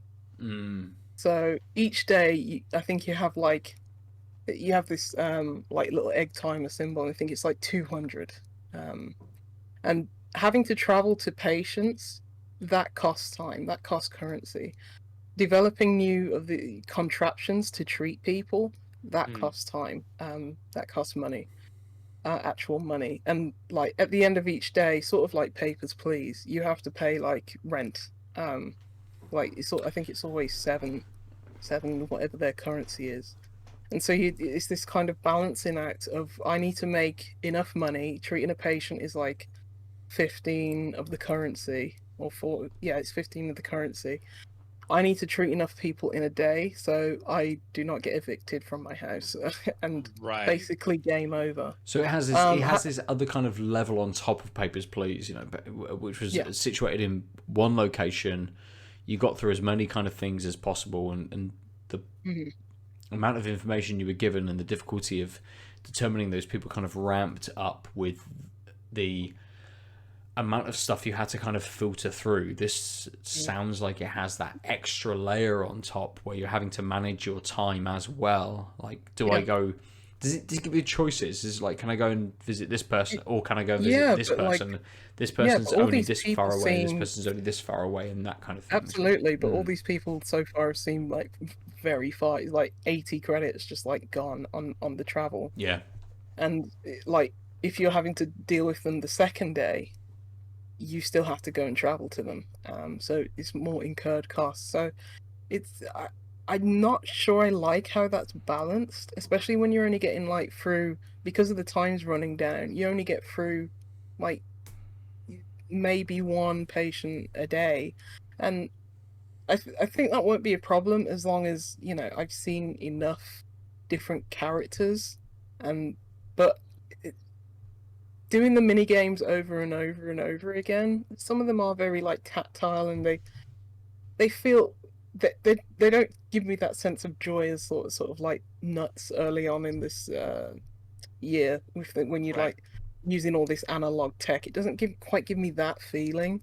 At first it did. It was fun, like moving dials, doing these like kind of matching these symbols and stuff like that, and like toggling things to like correspond with Morse code. But I think after a while it's a bit like I just want to just get out of here. I want to be done with you, patient. I mean, let's do a quick review roundup, because I think others have similar opinions. Basically, what I find interesting is there's of the negative reviews, almost all of them are paragraphs long, and they all mention Papers, Please in a less than good comparison. But I've picked a couple that are shorter. One of them is just it's just a handful of mini games with no escalation of stakes or difficulty. The storyline is shallow, and the game's super short too, by Big Gay Bunny. And I think the fact that it's short seems like a blessing and a curse, because it sounds like the mini games overstay their welcome, so it's short. That's fine. But then the depth then there's no depth, right? Like then it's just I'm treating people for the sake of it. 3.5 hours in, and so some of the mini games are, getting a bit tiresome, and they throw more things where it's like, okay, it's even harder for you to get like a perfect match because this person has like super brain, and it's like, oh, we're gonna have to wait for like something to melt around these symbols before I can to the contraption. So it's like, maybe this could have been fixed like if I had more time, and it feels like I'm not getting that sense of satisfaction where I feel like I've completed the puzzle, in just by like the skin of my teeth, and it's like it feels there's no way I'm going to be able to do this, get this treatment done in one day. It doesn't feel like the strategy of putting all those symbols in a row it doesn't feel like the game affords you that. It feels like you're more scrambling instead of having time to figure it out and more strategy. It just feels like, how quickly can I do these mini games? And sometimes it's like the more I rush, the more, yeah, and if you mess up, their stress levels go up. And I think if their stress levels are high, that basically, like, I can't treat this subject anymore today, and like waste time essentially. Waste time, and when you're doing the Rorschach test, like it basically gives you three options of like, okay, what do they mean by when they say, oh, this reminds me of I don't know, my dad or something like this. What do they mean by that? And if you get one of those selections wrong, it knocks off time as well. So it's like time is just, it's such a finite resource in this game, and it doesn't, and so far, like, it doesn't seem like there's any way that you can recoup that time. So it's just like the days are just going, and it's also a limitation, kind of the idea that someone will give you an answer to something. Like what do you think of this picture? Like, is there a finite algorithm working to say, like, this person thinks it looks like a guy having a piss, or a car crashing into a ginormous building? It's never going to be that kind of thing. I assume with this game it is like, it's this, it's this, it's this, it's this, it's this, it's this. Quite obvious sometimes, but if you get one or two wrong, it's like it resets you a bit. But I really like the writing. The characters are interesting so far. Good. I don't know about the overall story about what's happening with my daughter, and it's like, it's sort of got this, like you mentioned, Papers, Please thing again, where it's, there's this terrorist group which are probably just like, no, what the government's doing is effed up. And it's like, to be on their side, you have to make sure that these people have enough of their personality left after you've treated them. But there's literally no time to use the contraption where it's like that restores personality. So it's like, and I get what they're trying to do. They want to make that a push-pull. It's like, do you sacrifice your humanity and just basically wipe all these people's personalities for the sake of what the government deems as sanity or insanity? And, get your daughter at the end of it, I assume. Or do you side with this terrorist group and be like, stay true to your humanity and those of others and go down that path? I think you'd have to play multiple times to do. I don't think there's a push and pull. I think it's either you have to go down this road or that. Right. Yeah. Yeah. Aesthetic's great. It has that really kind of like cyberpunk. Well, retro futuristic is what they call it. It's got a great trailer as well. Yeah. It's interesting. I want to see where it goes. So I'm interested to get back into it. Nice. I'm conscious that we're running out of time, but there's a game that I really want to talk about. Yeah, go for it. No. I mean, go for it. Can you nail it down to 2 minutes?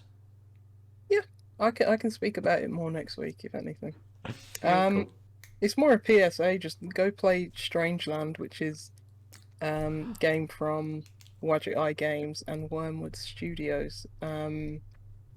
It's real good. It's a really good point and click adventure game. You can tell that these guys have made point and click adventure games for a long time because they know, okay, just little quality of life things where it's like, okay, I can just use the mouse scroller, mouse wheel to select anything from my inventory.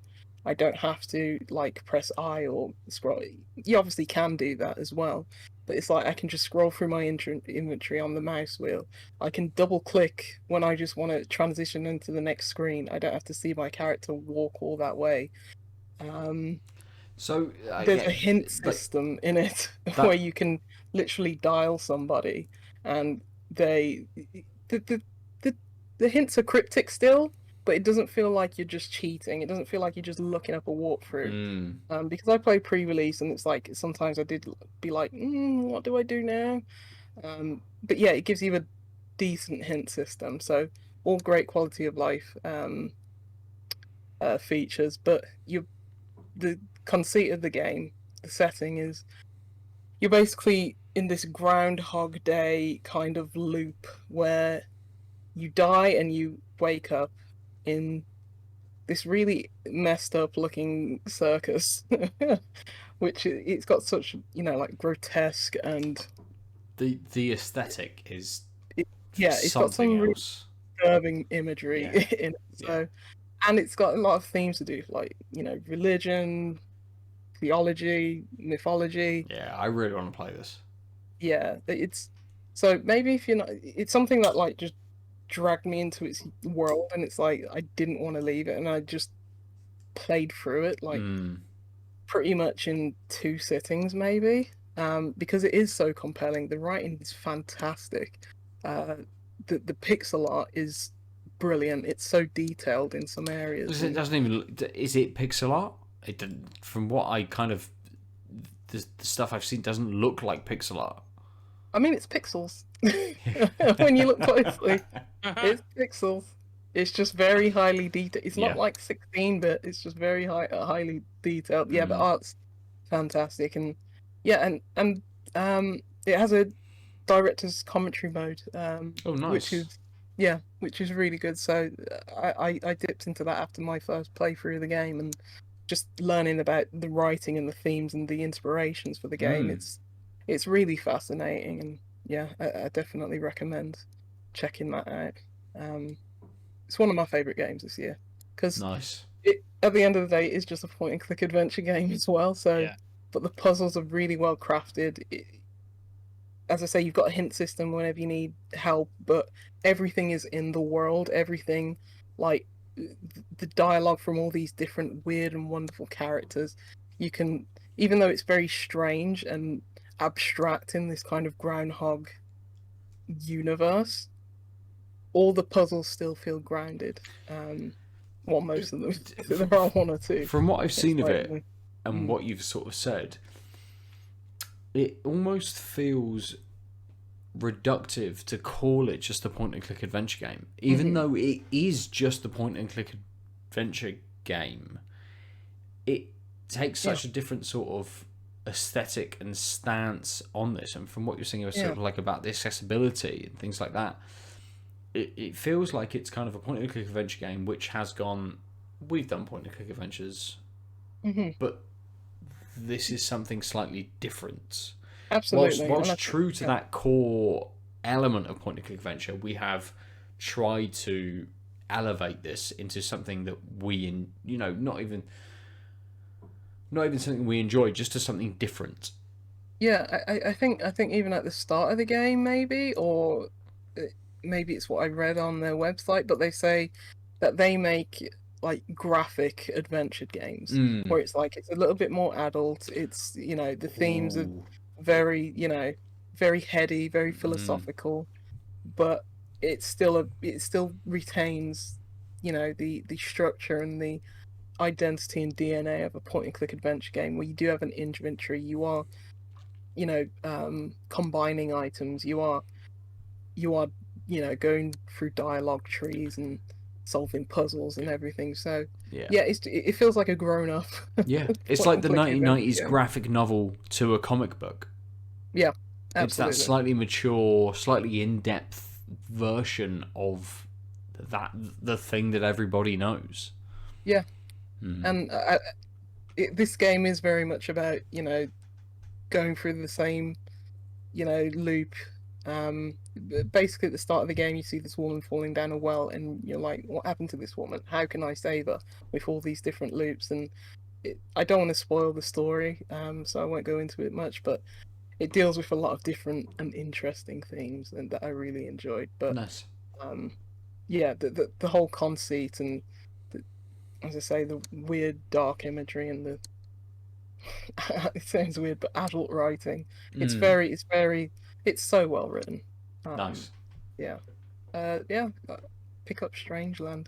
I'm actually just want to delve into like Wadget Eye's back catalogued now. So whoever was kind enough to, sorry, the person distributing the codes was kind enough to send me Primordia, which is the other game from this dev and Wadget Eye. So I'm gonna be going through the catalog. Nice. Yeah. Perfect. Why did it take me? I've always known that Wadget Eye games are good, but I didn't expect it to be this good. I suppose that's the thing, isn't it? You need something to kind of pull you in, and to then the game sort of sets itself apart from what you're playing. It's just getting you into that space, isn't it? Which I think a lot of games struggle with, but that is the kind of the first barrier, isn't it? It's we are doing this thing, but we are doing this take on said thing. Yeah. But we've got to pull you in some kind of way, or get this to you. So yeah, and it does right off the bat. You're in this very strange circus-like, very, world, and so it's immediately interesting off the bat. And there's so many ways to die in this game, which will reset you. Nice. It's not. It's your progress is still there. It's not like a Sierra game where it's like game over. You have to reload another save. It's like what happened. It's built into the story. And, nice. That's cool. Yeah, it's just some great ways that you can die, like get acid spit on your face and stuff. Oh. Yeah, it's really good. Amazing. Nice. I just tried different ways of getting killed just for the fun of it, and I'm pretty sure there's an achievement if you get them all. So. Nice. Something to aim towards. Good. Nice. Something we may jump back into. Yeah, I'm sure I'll be talking about it more this year. If Aadil and I also get a chance to jump into it, it's one that when you mention it, I'm like, oh, this looks really good. Agreed. Aesthetically, it looks fantastic. This is definitely something to look at. So I'm glad that gameplay wise and kind of the story through it is equally as intriguing as well. Yeah, as I say, it's a really competently made point and click adventure from people who know what they're doing and how to make good ones. So perfect. Yeah, perfect. Good. Well, we'll finish there this week. They're the games that we have played. Let's talk about the beers that we have drank. I will jump straight in and say that both beers were good, but the Alpha Delta North Brewing Company Tartarus is my pick this week because it's a pretty standard stout, but it's very, very tasty. It will have you reaching for that glass straight away. It's just really kind of moorish in what it gives you. The Unity Cosmic Ballet, which is double IPA, was like a double IPA of old, but as we talked about with other stuff, kind of swapping grapefruit for sort of mango, and that is maybe not quite as big as a beer. It felt a little bit subdued. It wasn't a big kind of juice bomb beer, even though it presented itself in everything it did, from its body to its smell to its kind of flavour. It wanted to be a big juice bomb kind of beer, but it wasn't quite there. But the Alpha Delta North Brewing Company Tartarus is just so solid. such a good stout.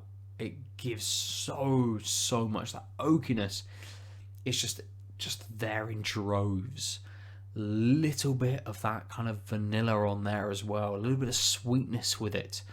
A little bit of coffee roasted notes to it as well.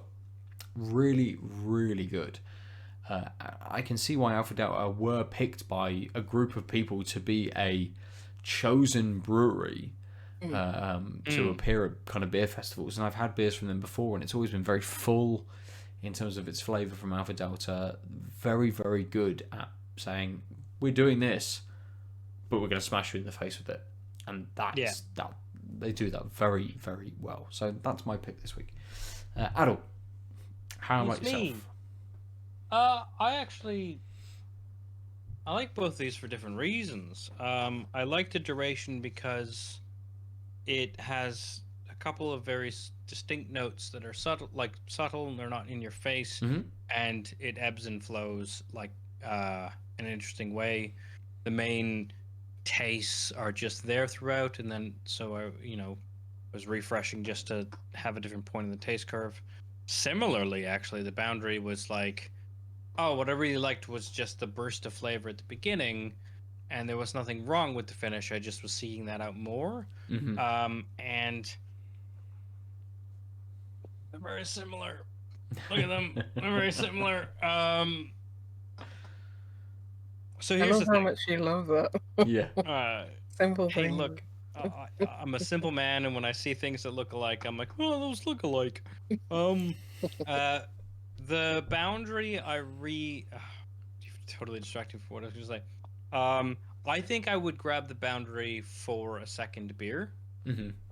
I would go for this kind of 9 times out of 10 second time round. But that's also because what I like about it is it's doing this like, hey, I'm going to be slightly drying you out in the sense of bitterness, but not on the palate, but I'm going to force you to want more because there's this burst of flavor in the beginning of the taste, even at the end of the pint, or the can. I was still like, those last sips were still like, there's this burst of sort of mango-y, slightly tempered with piney flavor. That's really cool. It's still happening, even though my palate's acclimatized to it. I'm going to want more. So obviously I'm going to want that to keep going. Like I could cycle this into 2 or 3 more. Yes. While the duration was, I'm going to give it to the duration simply because I think people should try it. Oh. Because it was doing that thing that I said it did, which was just this really interesting loop. Right. Undulating. With its subtlety. It has characteristics of a beer you don't often see, and so you might not be able to find again. Yeah. So while I would have several more of these, I don't think I'm going to have something close to this anytime soon. So I'm going to go for the duration, despite the fact that this is very unique.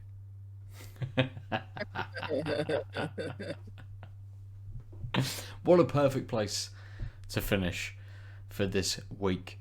Thank you everybody for listening, joining us this evening to hear us talk about games and listen to us rant about the beers that we are drinking. If you would like to talk to us about what you're drinking, about what you're playing, you can do so in lots of different ways. At TankedUpCast on most of the socials. I am at Nova_47.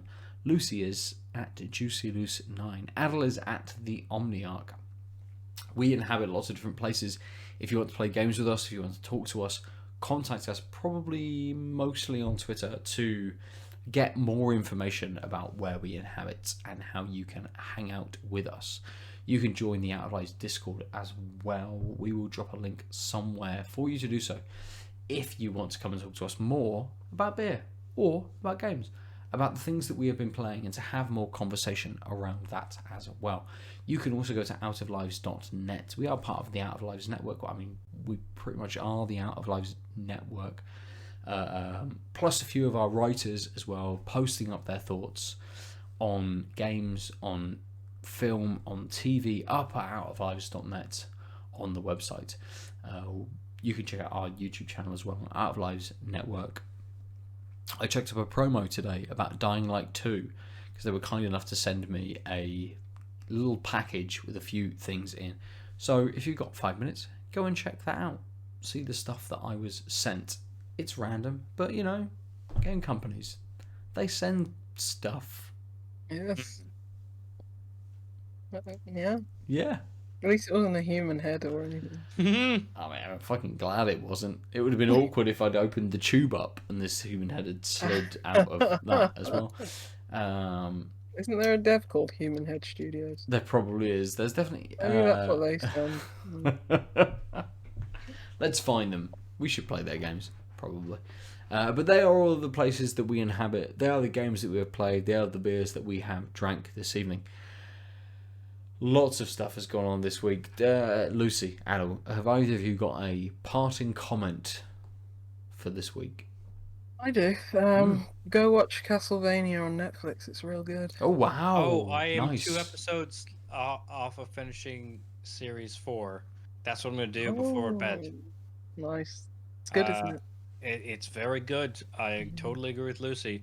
I like fucked up because I started it and then stopped it again, and Netflix is really bad for being like, here's the recap, but also there's no way to play the recap.